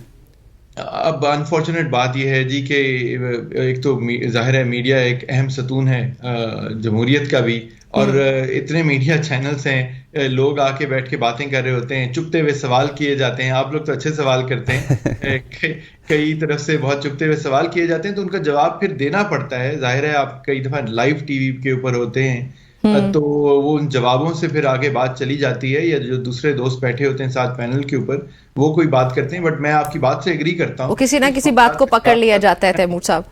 جی وہ کسی نہ کسی بات کو پکڑ لیا جاتا ہے اپنے مطابق. ایبسلیوٹلی. اور ویسے آپ کی بات ٹھیک ہے کہ ایسی باتیں کرنی نہیں چاہیے, لیکن آج کل صرف مین اسٹریم میڈیا نہیں, سوشل میڈیا پہ بھی ہوتے ہیں. اچھا تیمور صاحب, آپ لوگ پختونخوا حکومت نے پہلے جو اوبویسلی جوڈیشل کمیشن کی ریکویسٹ کی تھی پشاور ہائی کورٹ سے, اس میں آپ لوگ کامیاب نہیں ہو پائے. اب آپ لوگ انکوائری کمیشن بنانے کی طرف جا رہے ہیں, اور آفتاب عالم نے کہا کہ انکوائری ججز سے کرانے کے لیے ہم پابند نہیں ہیں. مجھے یہ سمجھائیے گا کہ آپ لوگ کیسے ججز سے کرانے کے لیے پابند نہیں ہیں, اور دوسرا آپ لوگ کیا سمجھتے ہیں کہ آپ لوگ جب خود سے انکوائری کمیشن بنائیں گے تو اس پہ کوئی اعتماد کرے گا, اس کو مانے گا, اس کی جو انکوائری ہوگی؟ پہلی چیز تو یہ ہے کہ ہائی کورٹ کو جب ایک درخواست ایک صوبائی حکومت کی طرف سے آئی تھی تو اس پہ عمل درآمد کرنا چاہیے تھا. ہماری خواہش تو یہی تھی کہ ایک منصفانہ طریقے سے جوڈیشل کمیشن کرائی جائے, جوڈیشل کمیشن بنے ایک انڈیپینڈنٹ جج صاحب کا یا ججز کے پینل کا. لیکن وہ تاخیر کے باوجود ابھی تک نہیں ہوا. حکومت بالکل بنا سکتی ہے انڈر دا انکوائری کمیشن قوانین, اور اس میں بنانا چاہیے. بات یہ ہے کہ دیکھیں 9 مئی کے واقعات کو بھی اتنا وقت گزرتا جا رہا ہے. ظاہر ہے ٹرائل بھی کئی جگہ چل رہے ہیں, کئی جگہ نہیں ہوئے. خیبر پختونخوا میں تو کوئی اتنی چیز نہیں ہے, اتنی کوئی بات نہیں ہوئی. تو اس لیے جو کچھ بھی بنے گا, اصل تو یہ ہے کہ ہم وہاں پہ کوئی بنیاد ڈالیں, جس کے بعد پنجاب جو اصل مسئلہ ہے جہاں پہ ہزاروں لوگوں کو پابند سلاسل رکھا گیا اتنی دیر, ابھی بھی کچھ لوگ اندر ہیں جن کو بیلیں نہیں دی گئیں, تو یہ بھی حکومتیں دوسری بھی کریں, کوئی ڈیٹیل سامنے آئیں کہ اچھا آپ نے 9 مئی کا ذکر کیا سر, مجھے ایک اور بات یاد آ گئی کہ معافی مانگ لی جائے تو میرے خیال ہے یہ اتنا لنگر آن ہی نہیں ہوگا. آپ نے کہا نا کہ یہ بڑھتا چلا جا رہا ہے آگے ہی, تو سارا مسئلہ تو انڈورسمنٹ کا ہے, معافی سے بھی بڑی بات ہے. جی دیکھیں, جہاں تک 9 مئی کی واقعات کی بات ہے, جو کہیں توڑ پھوڑ ہوئی, سرکاری املاک کی کسی چیز کو جلایا گیا, اس کی تو ہم سب مذمت کرتے ہیں. اور سر آئی تھنک معافی والا پوائنٹ تب آتا ہے جب جرم ثابت ہو جائے نا. ابھی تو وہ ثابت نہیں ہوا, ہر جگہ سے کمیشن بننے کی صرف درخواستیں آ رہی ہیں سامنے, نہیں؟ ایبسلیوٹلی. اور کوئی بھی دیکھیں, کہیں ابھی تو لاہور کے ہوں یا پنڈی کے معاملات ہوں, جو ATC میں اتنے کیسز بنائے گئے ہیں وہ ابھی چل رہے ہیں, کئی لوگ ہیں, اور ابھی وہاں پہ بھی بار بار یہ کہا جاتا ہے کہ آپ CCTV فوٹیج لے کے آئیں, آپ آئیڈینٹیفائی کریں کہ کون لوگ موجود تھے وہاں پہ. آپ نے جن کو گرفتار کیا ہوا ان میں سے تو کوئی وہاں پہ صرف وہاں سے گزر رہے تھے اس علاقے سے, تو جیو فینسنگ میں ان کا نمبر آ گیا اور ان کو پکڑ کے اندر ڈال دیا گیا. اسی طرح کئی لوگ بس گاڑیوں میں موجود تھے. یہ چیزیں انکوائری کمیشن ایک سامنے لے کے تو میرے سوال کا تیمور صاحب نے پھر بھی جواب نہیں دیا آپ نے کہ انکوائری کمیشن اگر آپ لوگ بنا لیتے ہیں تو پہلے تو مجھے بتائیں کہ اس کا سٹرکچر کیا ہوگا, یہ بنتا کس طرح ہے, کون سے لاز کے مطابق, اس میں کیا یہ انڈیپینڈنٹ ہوتا ہے, کون کون سے اراکین اس میں شامل کیے جاتے ہیں, اور پھر آپ لوگ جب خود ہی 9 مئی کے واقعات آپ لوگوں پہ ہی الزام ہے یہ سب کرنے کا, تو پھر آپ لوگوں کا یقین کون کرے گا اس انکوائری کمیشن کی جو بھی رپورٹ آتی ہے اس پہ؟ دیکھیں, انکوائری کمیشن ایکٹ موجود ہے, اس کے تحت یہ انکوائری کمیشن بنائے جاتے ہیں. ویسے تو ایک حکومت جو ہے صوبائی حکومت اور وزیر اعلیٰ, وہ ویسے بھی کوئی کمیشن بنا سکتے ہیں, اگر اس کے اپنے TORs خود ایک حکومت جو ہے وہ ڈیفائن بھی کر سکتی ہے. لیکن اگر بالکل قانون کے مطابق چلا جائے تو اس طرح کا انکوائری کمیشن بنایا جا سکتا ہے, اور وہ کوئی ماتحت نہیں ہوگا, وہ کسی وزیر پہ مشتمل نہیں ہوگا یا کسی ممبر انڈیپینڈنٹ ہوگا نہیں ہوگا. وہ اس کے لیے بالکل اس کمیشن کے ایک سے زیادہ ممبر ہو سکتے ہیں, اور مختلف بیک گراؤنڈز کے لوگ ہو سکتے ہیں, ریٹائرڈ یا سول سرونٹس ہو سکتے ہیں, کوئی ریٹائرڈ जज साहब भी हो सकते हैं अगर वो ये कबूल करें बनना, कोई मीडिया से भी कोई हो सकता है। सो इसमें काफ़ी ऑप्शन मौजूद हैं। ये दो डिफरेंट स्ट्रक्चर्स हो सकते हैं, चाहे वो एग्जिस्टिंग लॉ के अंदर हो या वैसे हुकूमत जो है अपनी पावर्स इस्तेमाल करते हुए एक स्पेशल कमीशन जो है वो अपॉइंट करे, उनको TORs दे, उनको कोई अमला दे, उनको access they to the information. ठीक, अच्छा सर मुझे ये बताइएगा कि फजल रहमान साहब के साथ भी आपके कोई मुज़ाकरात हुए? सुना है कि उन्होंने आपको पेशकश की है कि 2 सेनेटर्स दे दीजिए और फुल हिमायत ले लीजिए, तो उस हवाले से क्या अपडेट्स हैं? ये बात सुनने में आई है जी, लेकिन देखें ये तो एक खुशाइन बात हो सकती है कि अगर 2 सियासी जमातों की बात हो रही है, सब यही कहते हैं कि सियासी जमातों को आपस में बात करनी चाहिए, तो इसमें कोई हर्ज नहीं है। अब उन्होंने जो अपनी डिमांड्स अगर हैं उनकी कोई, तो उन्होंने सामने रखी हैं, तो ऑब्वियसली उसका फैसला पार्टी की क़यादत करेगी, पार्टी के बानी चेयरमैन करेंगे कि अगर ऐसी कोई बात है तो उसके ऊपर हमारा क्या पॉइंट ऑफ व्यू हो सकता है। लेकिन जाहिर है अगर उन्होंने बात की है तो हमारी तरफ से भी कोई काउंटर प्रपोजल भी जा सकता है और भी चीज़ें हो सकती हैं। मेरे ख्याल में तो this is eight an early stage, इसके ऊपर मज़ीद मुलाकातें होंगी, डिस्कशन होंगी। असल चीज़ तो ये है कि वो किस तरफ खड़े हैं। जो एक कॉन्स्टिट्यूशनल अमेंडमेंट्स के खासतौर पे जुडिशरी से रिलेटेड जुडिशल पैकेज की बात हो रही थी, जिसके ऊपर आपने ही अपने प्रोग्राम में शुरू में कहा कि वज़ीर कानून ने कह दिया है कि हम कोई ऐसा पैकेज लाने का नहीं सोच रहे, कोई सरप्राइज नहीं देंगे, कोई सरप्राइज लेजिस्लेशन नहीं करेंगे। उम्मीद है कि ऐसा ही होगा, बिकॉज अदलिया की आज़ादी के ऊपर ज़र्ब नहीं आनी चाहिए। पहले ही हमारी कोई रूल ऑफ लॉ की रैंकिंग दुनिया में कोई बहुत अच्छी नहीं है। हमारी ये सीटों की बढ़ाने की एक बात हुई कि बिल पेश किया गया था प्राइवेट मेंबर्स डे के ऊपर ट्यूसडे को। वैसे तैमूर साहब आपको क्या लगता है, लॉ मिनिस्टर ने जो कहा, डिड ही मीन दैट? हमने अक्सर देखा है जी, कहते कुछ हैं। लॉ मिनिस्टर साहब से मेरा अच्छा ताल्लुक है, एक अच्छे कानूनदान है, लेकिन अब वो भी वजीर भी है ना कानूनदान होने के अलावा हैं अपने। तो मुझे सिर्फ ये है कि बातें तो इनके वजीर सारे ही हुकूमत के आके मुख्तलिफ करते हैं, लेकिन उसके बाद हो कुछ और जाता है। जाहिर है अगर दानियाल चौधरी साहब ने ये जजेस की स्ट्रेंथ बढ़ाने की बात की और उसका कई और फिर हुकूमत से मुंसलिक लोगों ने आके मीडिया चैनल्स के ऊपर ही बात की कि जी बिल्कुल हो सकता है और ज़्यादा जज होने चाहिए, और डिफेंड किया बाकायदा उसको। सो हमने सिर्फ ये कहा, मतलब मैंने भी और वलीद इकबाल ने, अबू ज़र सलमान ने, हमने खड़े होकर लाहौर हाई कोर्ट में अगले दिन कि हम यहाँ मौजूद हैं, तो पहले तो 60 में से जो 24 सीटें लाहौर हाई कोर्ट की खाली हैं, 24 असामियां हैं इस वक्त, असल बोझ तो हाई कोर्ट्स के ऊपर होता है। 60 की सैंक्शन स्ट्रेंथ है, उसमें से 24 खाली हैं। 2-3 तो चले हो सकता है कोई रिटायर हो गया, कोई सुप्रीम कोर्ट एलिवेट हो गया, 24 सीटें खाली हैं। शायद पिछले 2 साल में एक नया जज आपने हाई कोर्ट का नहीं लगाया, और आपकी हुकूमतें ही रही हैं पिछले 2 साल में। तो पहले तो उसको देखें।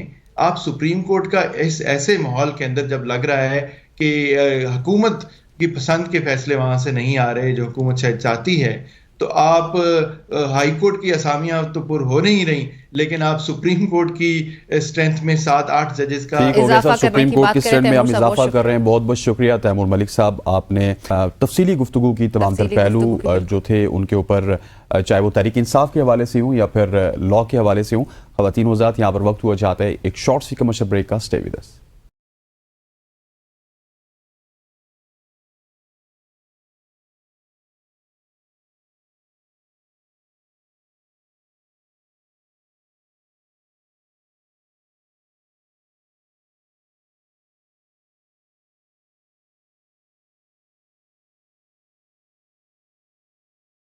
Welcome back once again to सबकी सोच। अभी हम कुछ बात करने लगे हैं बांग्लादेश और पाकिस्तान के दरमियान दूसरे टेस्ट के हवाले से, जो कि आज रावलपिंडी में खेला जाएगा।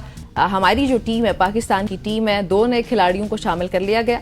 पाकिस्तान क्रिकेट बोर्ड के मुताबिक पाकिस्तान के जो है वो अबरार अहमद और बल्लेबाज कामरान गुलाम बांग्लादेश के खिलाफ दूसरे टेस्ट मैच से पहले ही कौमी टेस्ट स्क्वाड में शामिल हो चुके हैं। जी हाँ, बांग्लादेश के खिलाफ दूसरे टेस्ट से कौमी टीम के फास्ट बॉलर शाहीन शाह आफरीदी को ड्रॉप कर दिया गया।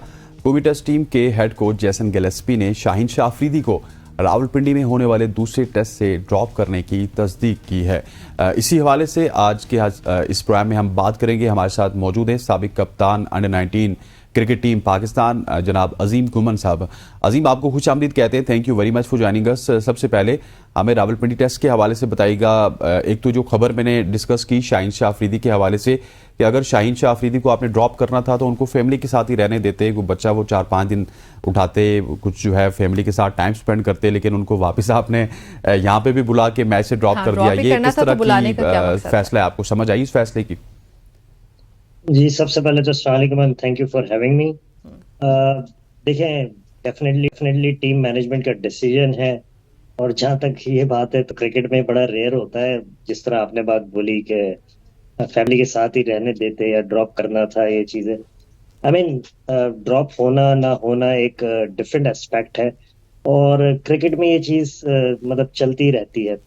بٹ سیئنگ دیٹ کہ وجوہات اس کے پیچھے کیا ہے, وہ میرے خیال آپ کے سامنے چیزیں ہیں. ہمارے مطلب سینئر پلیئر ہیں اور نو ڈاؤٹ بہت ہی زبردست پرفارمر, بٹ ریسنٹ پاس میں فٹنس اور بالنگ میں تھوڑا سا لیکنگ تھی, تو شاید اسی وجہ سے, کیونکہ آپ دیکھیں آپ پہلا ٹیسٹ تو ہار چکے ہیں, اور جب آپ خاص طور پہ ہارنے کی طرف ہوں اور خاص طور پہ ٹیم اگر ہار رہی ہے اور رزلٹ اس طرح سے پروڈیوس نہ کر رہا تو پھر چینجز پھر ہوتی ہیں.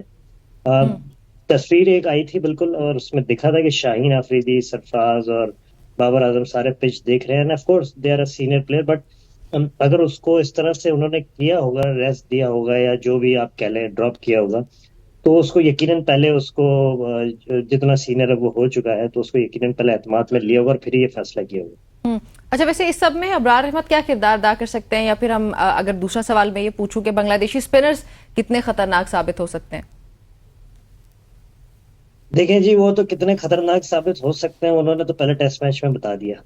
ٹھیک ہے جی, ہم لوگ میرے خیال ہے کہ اب تو غلطی سے سیکھ لینا چاہیے, کیونکہ 5 دن بہت ہوتے ہیں, اور اسپنر 5 دن کے ٹیسٹ میچ میں جو زیادہ تر یوز میں آتا ہے وہ چوتھے اور 5ویں دن آتا ہے. تو اسپنر کے بغیر آپ تب جاتے ہیں جب آپ کو یہ شور ہو کہ یار یہ 3 دن میں ہم آؤٹ کر دیں گے, 4 دن میں میکسیمم ہم آؤٹ کر دیں گے. اور ویسے بھی آپ کو پتا ہے پھر اوور ریٹ ہو گیا, 100 چیزیں ہو گئی, تو اس وجہ سے اسپنرز کو آپ کو لانا پڑتا ہی پڑتا ہے. آئی تھنک سو تھوڑی سی ان سے مس انڈرسٹینڈنگ ہوئی. اور ابرار کی جہاں تک آپ نے بات کی تو وی آل نو کہ ایک مسٹری اسپنر ہے, بٹ وہ مسٹری پتہ نہیں یوز کب ہوگا. ورلڈ کپ بھی ختم ہو گیا, اب ٹیسٹ بھی ہو گیا, پہلے ٹیسٹ میں اس نے انگلینڈ جیسی ٹیم کے خلاف آؤٹ بھی کیے ہوئے. تو آئی تھنک سو اس جیسے اسپنر کو لازمی ہونا چاہیے. اور دوسرا میں ایک اور چیز بولوں گا, ایک اور اسپنر ہم یہاں پہ مس کر رہے ہیں جس نے ابھی ریسنٹ پاس میں سارے ٹیسٹ میچز میں بہت زیادہ پرفارم کیا, نعمان علی نے, تو وہ بھی نہیں دکھ رہے. سر, وہ پرائرٹیز کا ڈفرینس ہے نا. اب نعمان علی کی پہلے شاید پرائرٹیز تھی پاکستان میں ان کو کھلانے کی, یا پرائرٹیز نہیں ہے. جس طرح عظیم آپ تو اس سسٹم کو بہت بہتر جانتے ہیں, کس طرح ہم ٹیلنٹ کرتے ہیں, لیکن میں آپ سے سوال یہ کرنا چاہوں گا کہ کامران غلام کا انکلوژن آپ کس طرح کا دیکھ رہے ہیں؟ کیا کامران غلام راولپنڈی کی اس پچ پہ پرفارم کر پائیں گے, نہیں کر پائیں گے, اور کیا صرف مڈل آرڈر کو اسٹرینتھن کرنے کے لیے کامران غلام کو رکھا گیا ہے, یا کچھ اور بھی ان سے پاکستان ٹیم کروا سکتی ہے, کیونکہ بالنگ بھی بڑی اچھی کرواتے ہیں؟ مجھے تو بظاہر طور پہ نہیں لگ رہا کہ وہ کسی طرح سے پلینگ 11 میں آ سکیں گے. مطلب اگر آئیں گے تو کس کی جگہ پہ آئیں گے؟ یہ خبریں آ رہی ہیں سر, یہ خبریں آ رہی ہیں, ابھی خبروں کا ڈسکس کر رہا ہوں میں. نہیں, خبریں میں تو پھر میں اب اس میں کیا بتاؤں, کیونکہ مجھے اوپنرز تو نہیں دکھ رہے ہٹتے ہوئے. پھر کس کی جگہ آئے گا اگر آئے گا بھی تو. نو ڈاؤٹ دیکھیں, جو بھی لڑکا اس ٹائم میں ایک چیز کلیئر کر دوں, پاکستان ٹیم میں ہے تو وہ پرفارمر ہے. تو ٹیم میں یہ جتنے بھی لڑکے ہیں پرفارم کر کے آئے, اچھا برا سب کا ہوتا ہے, بٹ سارے پرفارمر ہیں. بٹ اگر آپ مجھ سے میری رائے پوچھ رہے ہیں تو مجھے دکھ نہیں رہا. اور کھیلے تو اچھی بات ہے, کیونکہ دیکھیں وہ ایک لڑکا پچھلے 4-5 سال سے رنز کرے جا رہے ہیں فرسٹ کلاس کرکٹ میں, موقع ملنا چاہیے. بٹ مجھے یہ بیسیکلی نہیں سمجھ آ رہا کہ اگر وہ کھیلتا ہے تو کس کی جگہ کھیلے گا. ٹھیک ہو گیا. اچھا, ویسے یہ بھی بتائیں کہ بابر اعظم کا اس میچ میں پرفارم کرنا کتنا زیادہ ضروری ہوگا؟ دیکھیں, آپ کی وہ کہتے ہیں نا ریڑھ کی ہڈی, وہ تو آپ کی سب سے امپورٹنٹ چیز ہوتی ہے. تو بابر پہ ڈپینڈ کرتی ہے پاکستان ٹیم. اب آئی نو ہم جس ملک میں رہتے ہیں کہ اگر 2 اننگ 4 اننگ 10 اننگ کچھ نہ کرو تو باتیں سٹارٹ ہو جاتی ہیں, پچھلی 100-150 بھول جاتے ہیں. I totally understand that, and that is, positive criticism is always welcome. That's fine. But اگر کوئی یہ بولے کہ وہ اس ٹیم میں اس طرح سے نہیں ہے یا وہ چیز, تو اب تینوں فارمیٹ میں مجھے نہیں لگتا کہ بابر سے زیادہ بڑا کوئی پرفارمر ہے. تو مجھے پتا ہے یہ سوال کس طرف جانا چاہ رہا ہے, بٹ اس کو آپ ایسا کچھ کرنے سے پہلے آپ کو کچھ نہ کچھ, اور اگر آپ کو ریزلٹ چاہیے تو بابر ہی ایسا پلیئر ہے اس ٹیم میں. آف کورس اس میں نہیں اور بھی اچھے پلیئرز ہیں، بٹ بابر ایسا پلیئر ہے کہ جو کہ آپ کے حق میں فیصلہ لا سکتے. اچھا گومن صاحب، مجھے یہ بتائیے کہ آپ نے بابر اعظم کے حوالے سے بات کی کہ وہ ٹھیک ہے بیک بون ہے پاکستان کرکٹ ٹیم کی، لیکن یہ کیوں ایک سڈن ڈپ آیا ہے؟ Not only in test cricket, when we talk about T20 cricket یا ODI کرکٹ، بابر اعظم اس تسلسل سے پرفارم نہیں کر پا رہے جس تسلسل سے ان کو پرفارم کرنا چاہیے. کسی زمانے میں تو ہم ان کا کمپیریزن کرتے تھے وراٹ کوہلی کے ساتھ، لیکن the moment we compare with Virat Kohli تو اس کے بعد سے ایک ڈپ نظر آ رہا ہے بابر اعظم کی پرفارمنس میں. نہیں، آپ ابھی بھی کمپیئر کریں اس سے، پھر آپ یہ بھی کمپیئر کریں کہ وراٹ کوہلی نے بھی 3 سال تک انٹرنیشنل کرکٹ میں کوئی 100 بھی نہیں کیا. ٹھیک ہے، بات یہ نہیں ہے، بات یہ کہ تھوڑا سا سسٹم کی بھی ہوتا ہے پرابلم. اب نومبر دسمبر میں ایک لڑکے کو کپتانی سے ہٹایا جاتا ہے، پھر فیبروری میں اس کو پھر سے کپتان بنا دیا جاتا ہے، اور پھر جب وہ کپتانی کر کے پھر آتا ہے تو پھر غلط. I mean 100 چیزیں چل رہی ہوتی ہے ذہن میں، ایز اے پلیئر بھی ایز اے کپتان بھی، اور مشکل ہو جاتی ہے. اور کئی لوگوں کو آپ دیکھیں جب وہ کپتانی کرتے ہیں تو اپنا اچھا پرفارم کرتے ہیں، اور کئی لوگ جب کپتان نہیں ہوتے ہیں تو اس طرح سے شاید پرفارم نہیں ہو سکتا. آپ کی بات سے میں بالکل ایگری کرتا ہوں کہ ورلڈ کپ بھی ہو گیا ہے اور اب یہ ٹیسٹ میچز بھی ہو رہے ہیں، تو اس طرح سے پرفارمنس نہیں ہے بابر کی، اور اس پہ ڈیو ہے، اور وہ جتنا بڑا پلیئر ہے آئی تھنک سے وہ کر دے گا. کیونکہ اگر آپ ورلڈ کپ سے پہلے چلے جائیں تو آپ یہ نہیں کہہ سکتے کہ اس کی پرفارمنس نہیں. PSL میں ہائیسٹ رن اسکورر تھا وہ. ٹھیک ہو گیا. اچھا سارے پرفارم کرتے ہیں. ہاں PSL کون سارے کرتے ہیں؟ سارے ہی، آپ کا شاداب بھی یہاں پہ ہیرو ہوتا ہے، آپ کا عماد بھی یہاں پہ ہیرو ہوتا ہے، بابر بھی یہاں پہ ہیرو ہوتا ہے، رضوان بھی یہاں پہ ہیرو ہوتا ہے، عثمان یہاں پہ چھکے لگاتا ہے، ٹیم میں جا کے کچھ نہیں کرتا. سر دیر از اے لاٹ آف ایگزامپلز. نوٹی قسم کی بات کر دی آپ نے، میں بڑی سنجیدہ سوال پوچھنے لگی تھی. پوچھیے. اچھی چیز ہے، اس میں کوئی وہ چیز نہیں ہے. بالکل اگر PSL میں کرتے ہیں تو ایسا نہیں ہے کہ ان لوگوں نے ادھر نہیں کیا ہوا. آپ نے بابر کی بات کی، بابر نے بھی ادھر پرفارم کیا ہوا انٹرنیشنل کرکٹ میں. ابھی میرے خیال ہے بڑے عرصے بعد اب جا کے کوئی ٹیسٹ نمبر 3 سے نمبر 9 پہ آئے، تو ابھی بھی 9 پہ آیا ہے، کوئی ٹاپ 10 سے ابھی بھی باہر نہیں ہوا اتنے ٹائم کے بعد. ہاں اچھا عظیم صاحب یہ بتائیں، ویسے آج جو راولپنڈی یا اسلام آباد کا موسم بنا ہے، اوبویسلی اٹ از پریٹی اوبویس کہ آج بارش ہونے جا رہی ہے. تو اگر پہلے 2 روز بارش ہو جاتی ہے تو پھر ہو رہی ہے بارش رائٹ ناؤ. میرے کہنے کو ہوتا ہے میچ کے دوران جی ابھی ہو رہی ہے، تو پھر تو میرے خیال ہے کہ وہ 4 گھنٹے تو میچ ویسے نہیں ہو پائے گا. کہ گھاس والا پچ بنایا ہے اگین، بس امید ہے کہ یہ پہلے میچ کی طرح گھاس والا پچ نہ ہو. نہیں لیکن کیا پالیسی کے ساتھ جانا چاہیے نا اگر بارش ہو جاتی ہے ہر حال میں جیت کے لیے، کیونکہ سیریسلی ایک گھاس والا ہی پچ ایسا ہوتا ہے، یا بالکل آپ جو کہیں گے جس میں کریکس بھرے میں ہو جو اسپنر کو ہیلپ کرے. 2 آپشنز ہوتے ہیں اگر آپ کو ریزلٹ چاہیے تو. اور دیکھیں home advantage I don't understand, میں آپ سے سچ بات کہہ رہا ہوں، مجھے نہیں سمجھ آتی ہم کیوں نہیں لیتے. دنیا جان لیتی ہے. ہم تو اس سے پہلے یہ تو چلو پھر تھوڑا سا لائیولی پچ تھا، اس سے پہلے ہمارے ٹیسٹ میچ تو دیکھیں، ہمیں پتہ پڑتا تھا کہ یار صرف ڈرا کرنے کے لیے کھیلنا ہے، اپنے اپنے رنز کرو، ڈرا کرو اور ایک طرف ہو جاؤ. تو آئی ڈونٹ انڈرسٹینڈ کیوں نہیں بنتی ہے. اور اب آپ جیسے کہہ رہی ہیں موسم ہے، 1-1.5 دن 2 دن بارش بھی ہو سکتی ہے. شاید یہی چیز پہلے میچ میں بھی سوچی تھی، تبھی ڈکلیئر کیا تھا کہ آدھا دن تو ضائع ہو چکا ہے. تو اللہ کرے کہ یہ اس طرح سے پچ ہو جس طرح سے ہو، اور پھر اگر تو اس طرح سے پچ ہے تو پھر دیکھنا پڑے گا کہ اب کوئی دوسری بات اگلے ہفتے نہ ہو رہی ہو کہ یار پچ ایسا تو اسپنر کھلا دیا، کیونکہ ابرار کو تو بھی کھلائیں گے.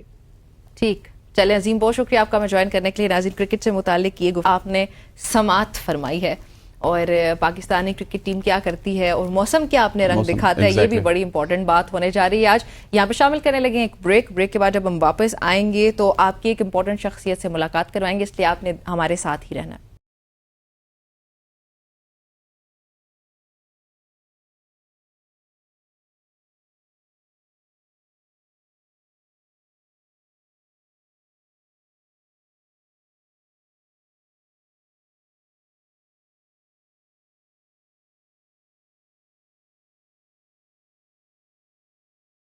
Welcome back to show. اب ہم آپ کی ملاقات کروائیں گے ایک ایسی شخصیت سے جو کہ پنجاب اسمبلی کے سب سے کم عمر MPA ہیں. جی ہاں، میں بات کر رہا ہوں سلطان طارق باجوہ صاحب کی، جنہیں اب ہاؤسنگ، شہری ترقی اور عوامی صحت انجینئرنگ کے محکمے کے پارلیمانی سیکرٹری کے طور پر نامزد کیا گیا ہے.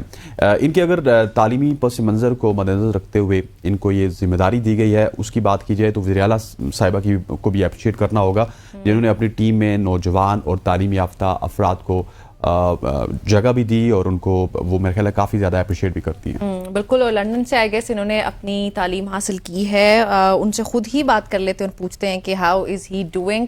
السلام علیکم. وعلیکم السلام. جی ہاؤ آر یو ڈوئنگ؟ سب سے پہلے تو آپ کا اور میرا سر نیم سیم ہے.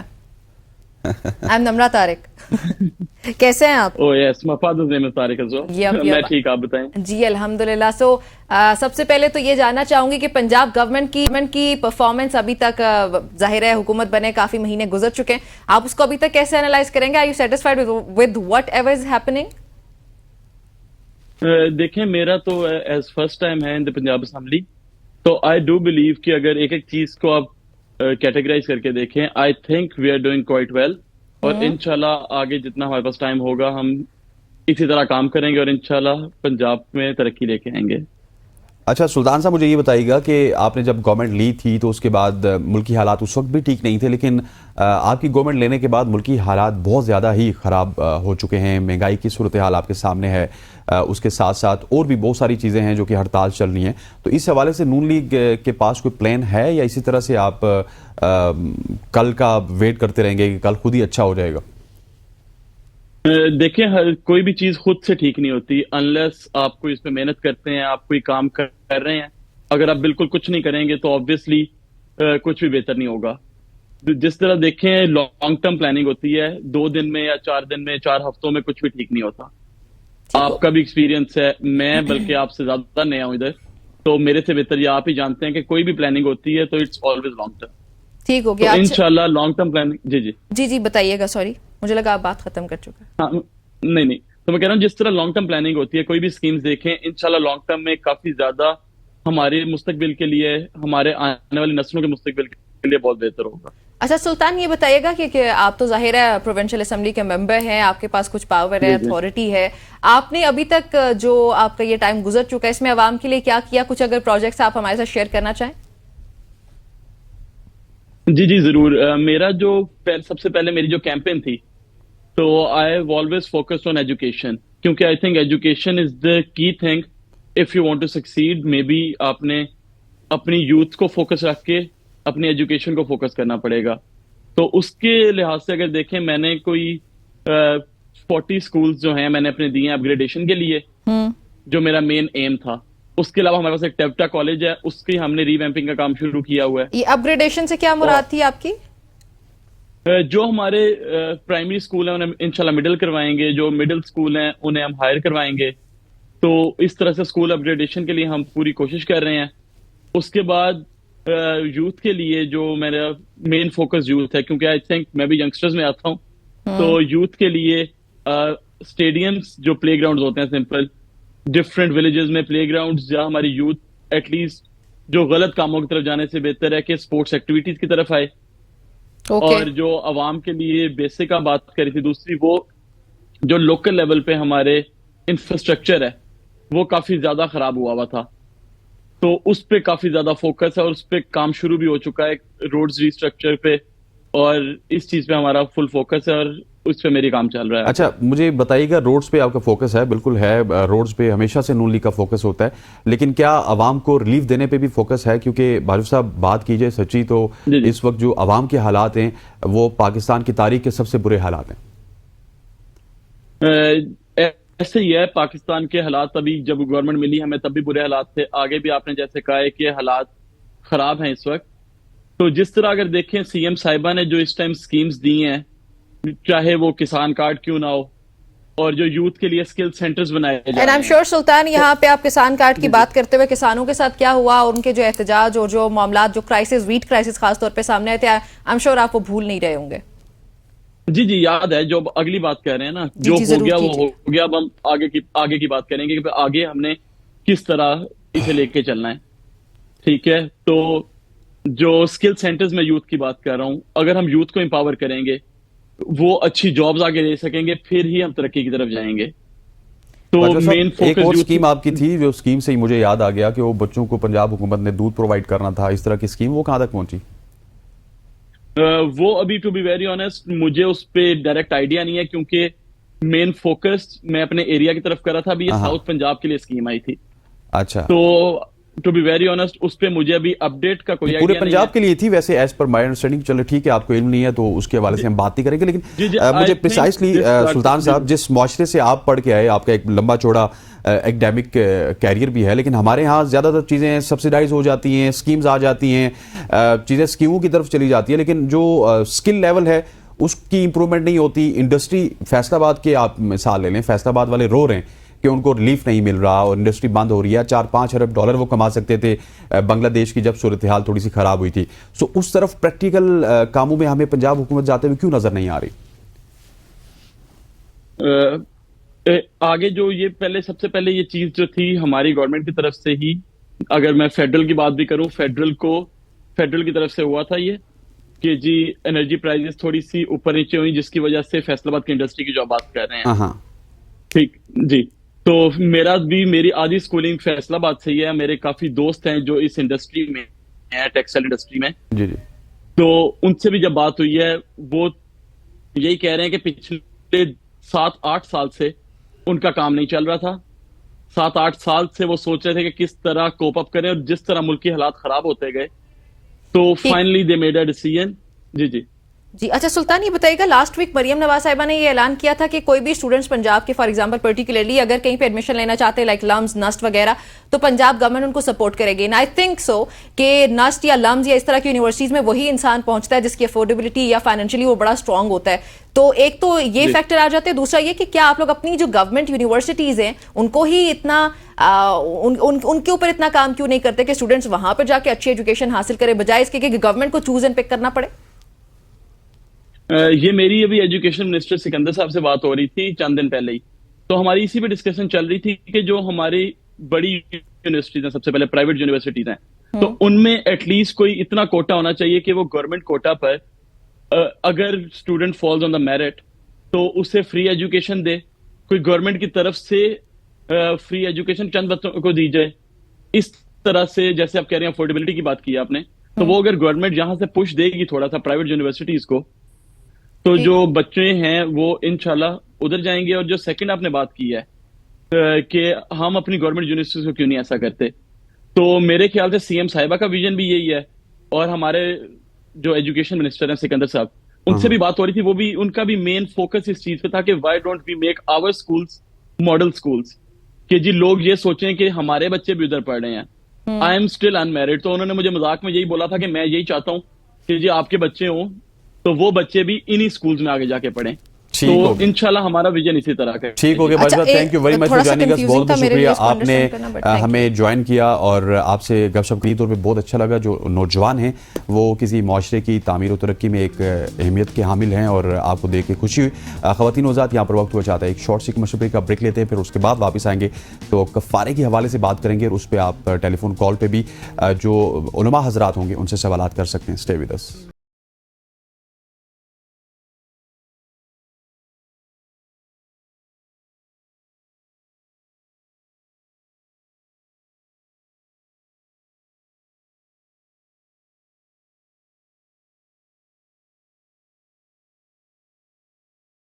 صبح کی سوچ میں ایک بار پھر خوش آمدید کہتے ہیں. آج جمعۃ المبارک ہے اور آج ایک اسلامی ٹاپک کے حوالے سے ہم بات کریں گے, اور منفرد ٹاپکس ہم لے کے آتے ہیں. آج کفارہ کے حوالے سے بات کریں گے. کفارہ کا تصور اسلام میں گناہوں کے ازالے یا تلافی کے طور پر موجود ہے.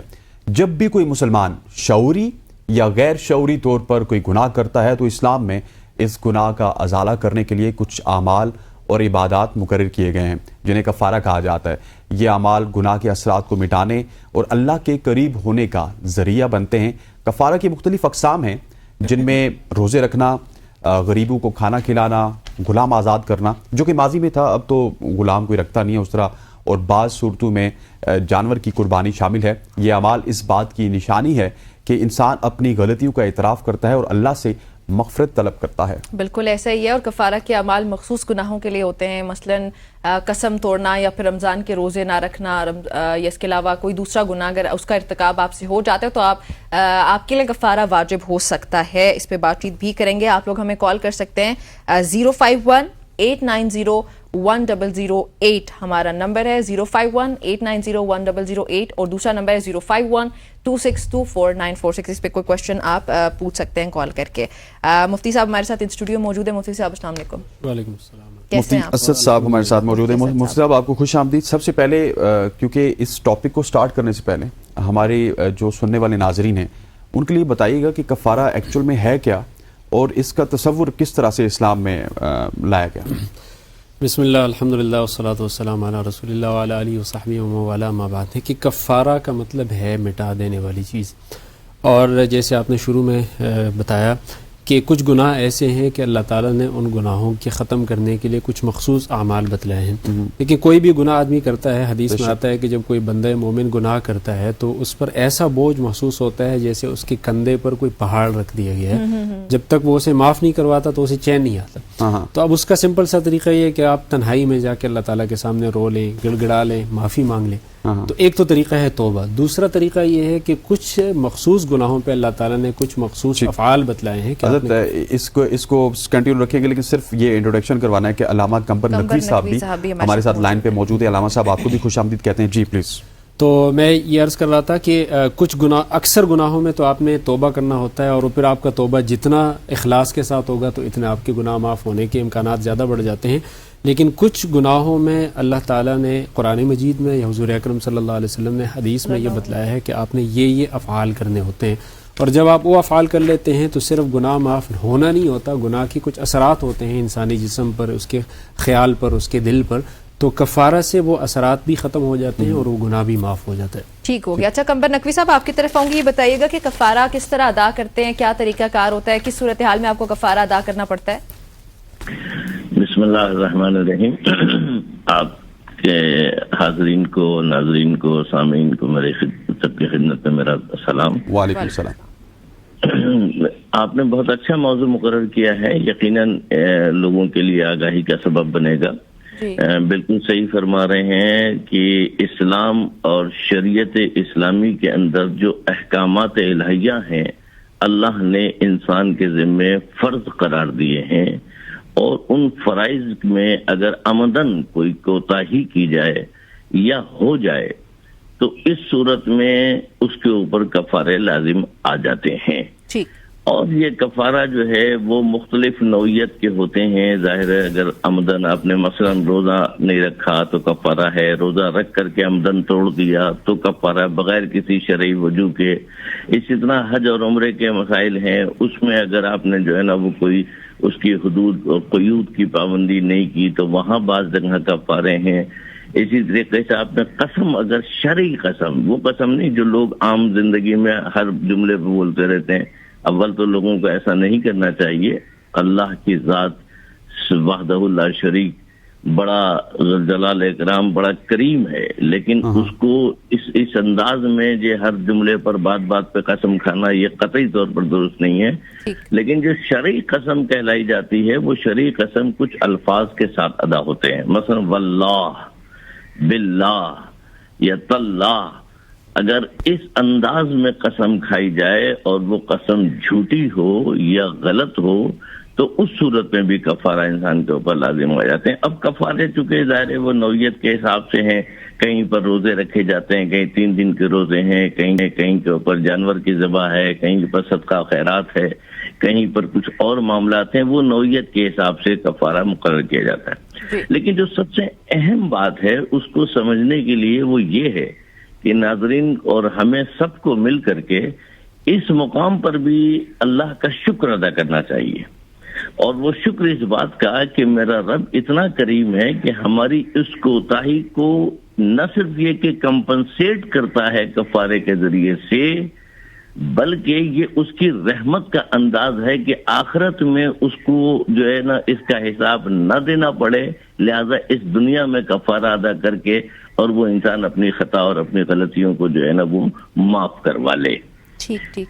اچھا علامہ صاحب مجھے صرف یہ کلیئر کیجئے گا کہ فقہ حنفیہ میں بھی کفارہ کے جو شرائط و ضوابط ہیں وہ اسی طرح سے ہیں جس طرح فقہ جعفریہ میں ہیں؟ دیکھیے میں اس کو اس انداز میں نہیں دیکھتا، میں اس کو اس انداز میں دیکھتا ہوں کہ اللہ رب ذوالجلال وحدہ لا شریک نے قرآن کریم کے اندر تمام احکامات شریعہ بتا دیے ہیں، اور تمام تر مسائل کا حل بھی اسی قرآن کے اندر موجود ہے. اب جزوی اختلافات ہو سکتے ہیں، جزوی معاملات جو ہے وہ ممکن ہے کہ کہیں پر کچھ ہو کہیں پر کچھ ہو، لیکن یہ کوئی زیادہ اہم نہیں ہے. اہم یہ ہے کہ اسلام کا شریعت اسلامی کے اندر جو احکامات شریعہ ہیں ان کو قصدن، ارادتن، عمدن اگر قطع کیا جائے تو اس پر کفارہ لازم آ جاتا ہے. یہ ہے اللہ کا قرآن کا فیصلہ جس پر عالم اسلام متفق ہے. اس کی جزیات میں مختلف چیزیں ممکن ہیں جس کو ہم اتنی زیادہ اس کی بات نہیں کرتے. تو ظاہر ہے کہ وہ تو فقہ کا اختلاف ہے اور اس اختلافات کے اندر کہیں پر 3 روزے ہو سکتے ہیں, کہیں پر 30 روزے ہو سکتے ہیں, کسی کے پاس 1 جانور ہو سکتا ہے, کسی کے پاس 2 ہو سکتے ہیں, یہ ممکن ہے. یا کہیں پر کوئی صدقہ خیرات ہو سکتا ہے. یہ ساری چیزیں ممکن, لیکن یہ جزویات ہے. اچھا مفتی اسد صاحب آپ کی طرف آؤں گے, یہ بتائیے گا کہ انسان سے مختلف گناہ سرزد ہوتے ہیں, تو کیا ہر انسان کو اپنے ہر ایک گناہ کے لیے الگ الگ سے کفارہ دینا ہوتا ہے یا لازمی طور پہ کچھ گناہوں کا کفارہ ہو سکتا ہے, کچھ کا ممکن نہیں ہے؟ کیا دیکھیے قرآن مجید میں جس طرح بتایا گیا کہ کچھ گناہوں کا کفارہ تو قرآن مجید نے واضح طور پہ بتایا ہے. جیسے قسم اگر آپ توڑ دیتے ہیں تو اس صورت میں یا تو 10 مسکینوں کو کھانا کھلاتے ہیں 2 وقت کا, یا 10 مسکینوں کو کپڑے دیتے ہیں. اگر وہ نہیں کر سکتے تو 3 روزے رکھنے پڑتے ہیں. پھر قتل کی صورت میں کفارہ سخت ہے. پھر زہار کا ہے, روزہ اگر آپ رکھ کے توڑ دیتے ہیں تو اس کا کفارہ ہے, وہ تو شریعت نے فکس کر دی ہے. یا جو حج اور عمرے کی جنایات ہیں احرام کی, اس کا کفارہ فکس ہے. اس کے علاوہ جو عام گناہ ہیں, جیسے کوئی بھی گناہ آدمی سے ہو جاتا ہے تو غیبت کر دی یا کسی کا حق یا کوئی اور اللہ تعالیٰ کا حق توڑ دیا, اس صورت میں اس کا کفارہ یہ ہے کہ آپ توبہ کر لیں. اور توبہ شریعت میں قرآن مجید میں توبۃ نصوح کہا گیا ہے کہ خالص توبہ کر لیں. اب توبہ یہ نہیں ہوتا کہ آدمی گناہ بھی کر رہا ہے اور ساتھ میں کہہ رہا ہے کہ یا اللہ میری توبہ. یعنی توبہ کا مطلب یہ ہے کہ آپ پچھلے گناہ کو چھوڑ دیں, اس پر ندامت کا اظہار کر لیں, آئندہ نہ کرنے کا عزم کر لیں اور اللہ تعالیٰ سے معافی مانگ لیں. پھر بے شک بشری کمزوری کی وجہ سے اگر آپ دوبارہ کر لیتے ہیں تو پھر دوبارہ سے توبہ کر لیں, لیکن نیت یہ ہو کہ خالص نیت ہو, اور اس کے ساتھ پھر آپ توبہ کر لیتے تو اللہ تعالیٰ گناہ معاف کر دیتے ہیں. پھر گناہ کے معاف ہونے کے بعد جیسے میں نے شروع میں عرض کیا کہ انسانی دل و دماغ پر اس کے اثرات ہوتے ہیں, اس کے لیے پھر نیک اعمال کرنے پڑتے ہیں. قرآن مجید میں جیسے کہا گیا ان الحسنات یذھبن السیئات کی نیکیاں گناہوں کو ختم کر دیتی ہیں. حضور نے بھی ایک صحابی کو ارشاد فرمایا اتبع السیئۃ الحسنۃ تمحوها, گناہ کے بعد کوئی نیکی کر دیا کریں جس سے اس گناہ کے اثرات ختم ہو جائیں. اس کے بعد پھر کوئی نیک عمل کر دینا چاہیے, جیسے نماز پڑھ لی, ذکر اذکار کر لیا. ایک کنفیوژن ہے مجھے, آپ نے کہا کہ جیسے نماز, روزہ, فکسڈ, حج وغیرہ یہ سب حقوق اللہ آتے ہیں, تو حقوق اللہ کے لیے کفارہ ہے, حقوق العباد کے لیے آئی تھنک سو پہلے اس آدمی سے ضرور, اگر آپ نے کسی انسان کا وہ کیا تو اس کا یہی کفارہ ہے کہ آپ اس انسان سے معافی مانگیں. دیکھیں جیسے قتل ہے, قتل خطا کی صورت میں ایک تو اس بندے کا رائٹ وائلیٹ ہوا ہے جس کو قتل کیا گیا, تو اس کی معافی تلافی یہ ہے کہ آپ اسے دیت ادا کریں گے, الا یہ کہ ورثہ آپ کو سارے کے سارے معاف کر دیں. پھر جو آپ نے اللہ تعالیٰ کا رائٹ وائلیٹ کیا ہے تو اس صورت میں آپ کو کفارہ دینا پڑتا ہے کہ اس میں آپ کو غلام آزاد کرنا پڑتا ہے, 9 تو 60 روزے رکھنے پڑتے ہیں. اس میں پھر 60 روزے اگر نہ رکھ سکے تو کھانا کھلانے کی کا آپشن نہیں ہے, یہ صرف روزے میں ہے. اور روزے میں ایک بہت دلچسپ واقعہ مجھے یاد ہے, حضور صلی اللہ علیہ وسلم نے اس کی تفصیل بتائی ہے. اچھا ایک کالر ہیں جی, سعدیہ صاحبہ ہیں لاہور سے. سعدیہ السلام علیکم, اپنا سوال پوچھیے گا. جی وعلیکم السلام. بیٹا یہ اپنا اسکالر صاحب نے ان سے بڑا بات کروا دیں. جی جی آپ سوال پوچھے, وہ سن رہے ہیں. جی سوال پوچھیے گا میم, وہ سن رہے ہیں. اچھا وہ کہہ رہے تھے کہ جو توبہ کی ہے, ایک تو ہوتی ہے نا کہ انسان اپنے رب کے حضور وہ تو تنہائی میں بھی روتا ہے, معافی مانگتا ہے. ایک کچھ ایسے کچھ انسان سے کام ہو جاتے ہیں جس کا صرف رب کی ذات کو ہی پتہ ہوتا ہے. تو کسی کے ساتھ زیادتی کر دی, کسی کا مال کھا لیا, کسی کو بے ایمانی سے مال کسی کا کھا لیا, تو دل میں حسرت ہے کہ وہ بندہ ملے تو میں معافی مانگوں. تو کیا یہ اس صورت میں کیا کرنا ہوگا؟ مجھے صرف اس نے یہ پوچھ کے بتا دے, پریشانی ہے. بہت شکریہ بیٹا. جی سر.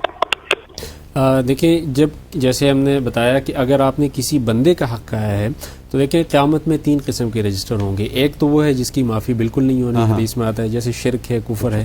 ایک وہ ہے جس کو اللہ تعالیٰ چاہیں تو معاف کر دیں, وہ اپنے حقوق ہیں.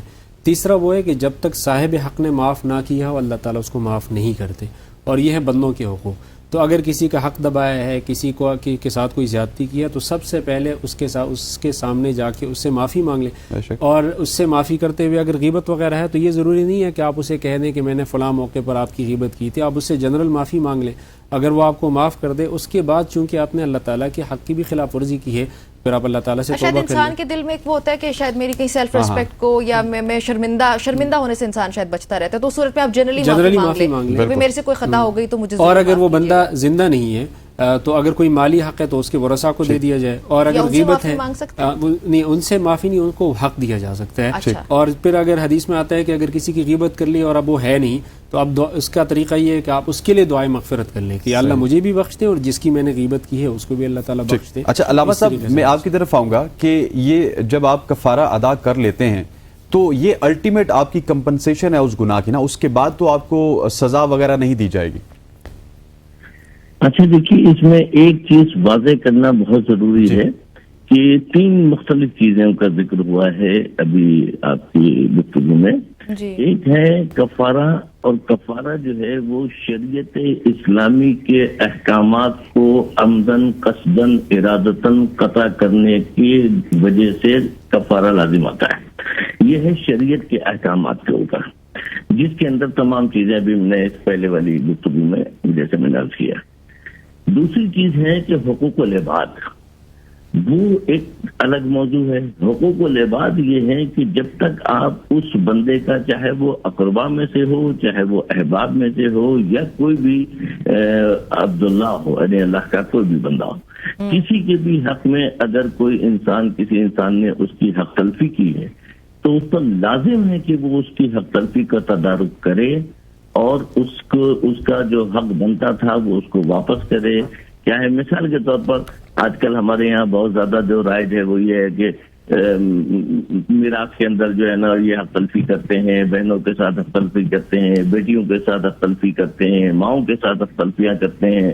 تو اس قسم کے بہت سارے لوگ ہیں. تو اس کا یہ قطعی مطلب نہیں کہ وہ کفارہ دے کر کے بچ جائیں گے، نہیں. آپ نے حق تلفی کی ہے، اس کا حق ادا کریں. نمبر 1، جو اس کا حق بنتا ہے وہ اس کو واپس کرے، اس کو دینا پڑے گا ہر صورت میں. دوسری بات یہ ہے کہ اللہ سے پھر توبہ کرنی پڑے گی. اس شخص سے بھی آپ کو معافی مانگنی پڑے گی جس کے ساتھ آپ نے ناانصافی کی ہے. اچھا، اس میں انا کا مسئلہ نہیں بنانا چاہیے. لوگ انا کا مسئلہ بناتے ہیں، شرمندگی ہوگی، یہ ہوگی. کیا مسئلہ ہے؟ کوئی بات نہیں ہے. آپ کی عزت بڑھے گی، آپ کا وقار بڑھے گا، آپ کا اخلاق اعلیٰ سامنے آئے گا، جس کے نتیجے میں ایک بھائی چارگی، محبت، اخوت کا ماحول پیدا ہوگا، اور وہ آئندہ کے نسلوں کے لیے اور دوسروں دیکھنے والوں کے لیے ایک سبب بنے گا امر بالمعروف و نہی عن المنکر کا، اور خدا کی رضا بھی حاصل ہوگی. تو اس میں انا کا مسئلہ نہیں بنانا چاہیے. میں تو یہ سمجھتا ہوں کہ اگر 5 سال کا بچہ بھی مجھ سے راضی نہیں ہے تو مجھے چاہیے کہ میں اس سے بھی ایکسکیوز کر لوں، معافی مانگ لوں اگر کوئی حق تلفی ہوئی ہے. بہت خوبصورت بات کی آپ نے. جی تیسرا بتائیے گا. بات جو ہے وہ یہ ہے کہ آپ اگر کسی کے ساتھ گناہ کرتے ہیں، کوئی غلطی کرتے ہیں، تو گناہ کی جو ہے وہ اس میں پھر 2 قسمیں آتی ہیں. ایک وہ گناہ ہے جو اللہ کے احکامات کو پامالی ہے، اس کی توبہ ہے، اور اس کا جو ہے نا دوبارہ ادا کرنا ہے. اگر آپ نے روزہ نہیں رکھا ہے، آپ نے کفارہ بھی دے دیا ہے، لیکن پھر بھی آپ کو روزہ رکھنا پڑے گا. پھر بھی آپ کو روزہ رکھنا پڑے گا. آپ کو روزے کا جو ہے نا وہ ادائیگی ضروری ہے. اور کفارہ اگر آپ نے آمدن کیا ہے تو وہ کفارہ بعد میں لاگو ہوتا ہے. اگر آمدن نہیں کیا ہے تو آپ کے پاس دیا ہے اور پھر آپ روزہ رکھ لیجیے.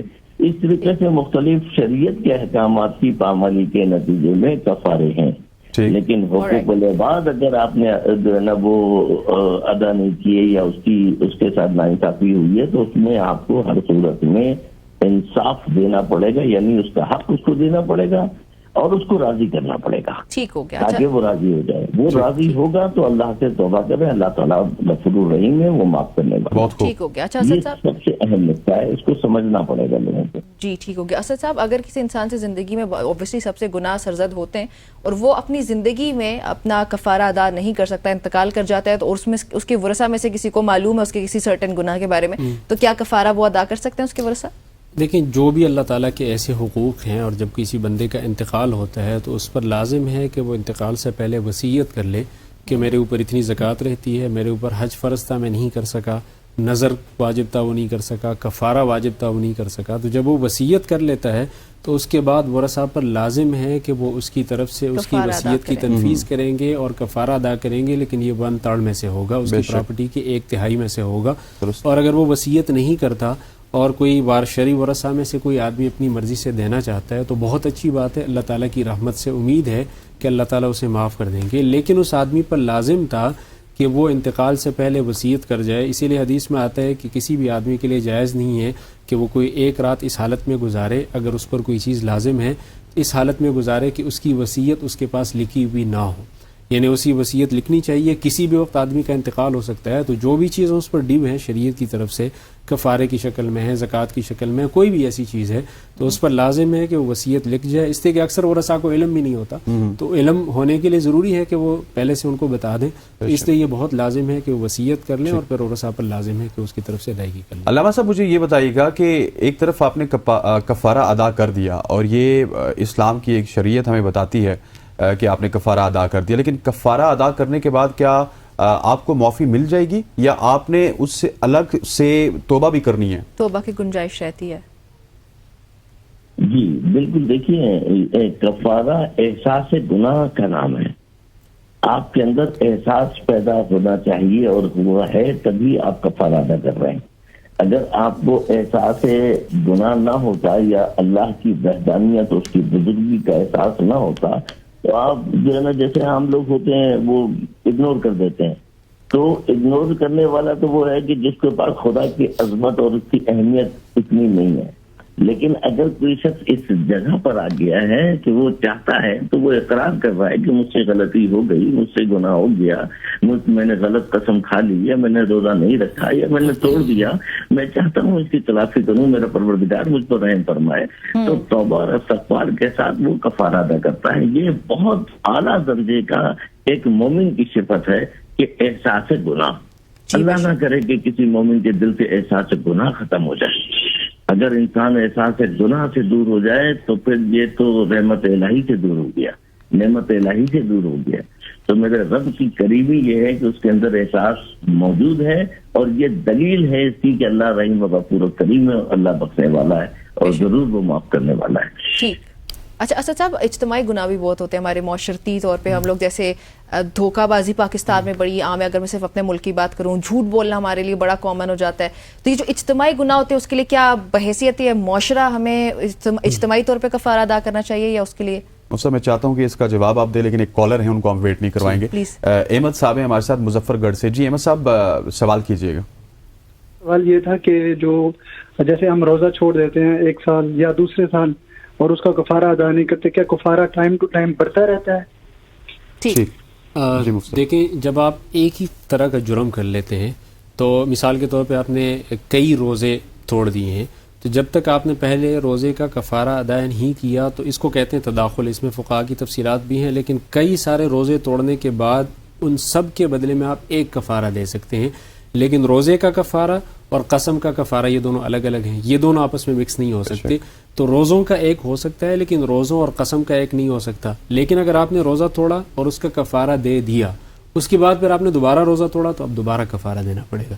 تو جب تک آپ نے کفارہ نہیں دیا تو کئی روزوں کا کفارہ ایک ہی دفعہ میں دیا جا سکتا ہے, اور وہ ان سب روزوں کے لیے کافی ہو جاتا ہے. ٹھیک. علامہ صاحب آپ بھی اس کو ایڈریس اگر کرنا چاہتے تو پلیز جواب دیجیے گا.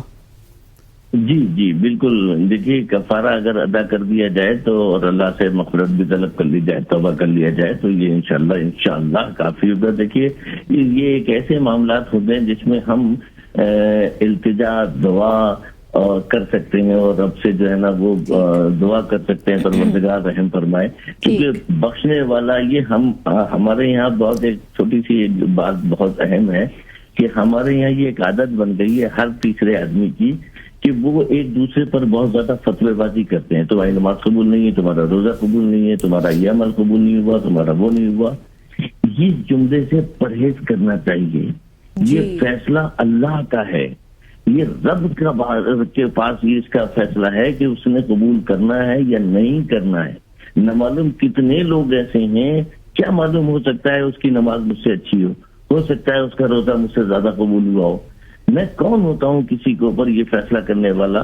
یہ میرے رب کا کام ہے, میرے رب کے اوپر چھوڑ دینا چاہیے. بندوں کو رب کا فیصلہ اپنے آپ سے نہیں کرنا چاہیے. ٹھیک ہو گیا علامہ صاحب, بہت بہت شکریہ آپ کا, جزاک اللہ. مفتی صاحب آپ کا بھی بہت بہت شکریہ, آپ نے ہمیں جوائن کیا. آج کفارے کے حوالے سے ہم نے بات, اور کفارہ یقینی طور پہ ایک بڑا امپورٹنٹ فیکٹر ہے جس کو ہمیں میرا خیال ہے کہ اپنی زندگیوں میں اس پہ عمل بھی کرنا چاہیے. لیکن ایک فیکٹر یہ بھی ہے کہ اگر لیٹ سپوز آپ پہ ہمت ہے, طاقت ہے, लेट्स सपोज कि आप रोजा रख सकती हैं हाँ, और तो आप जानबूझ के नहीं रख रही, तो उसके बाद आप जी मैं कफारा दे दूंगी। कफारा नहीं होता, कफारे की भी कंडीशंस है ना कि रोजा छोड़ने की, फॉर एग्जांपल आपने बात की, अब बीमार हैं आप, किसी इस तरह की और बीमार भी ऐसे नहीं कि नज़ला जुकाम आपको हो गया आप रोजा छोड़ दिया, मतलब जहाँ पे आप नहीं रख पाते तो उस सूरत हाल में आप कफारा अदा कर सकते हैं। नाज़रीन, ये थी हमारी आज की सुबह की सोच। आपसे इंशाल्लाह मंडे को मुलाकात होती है।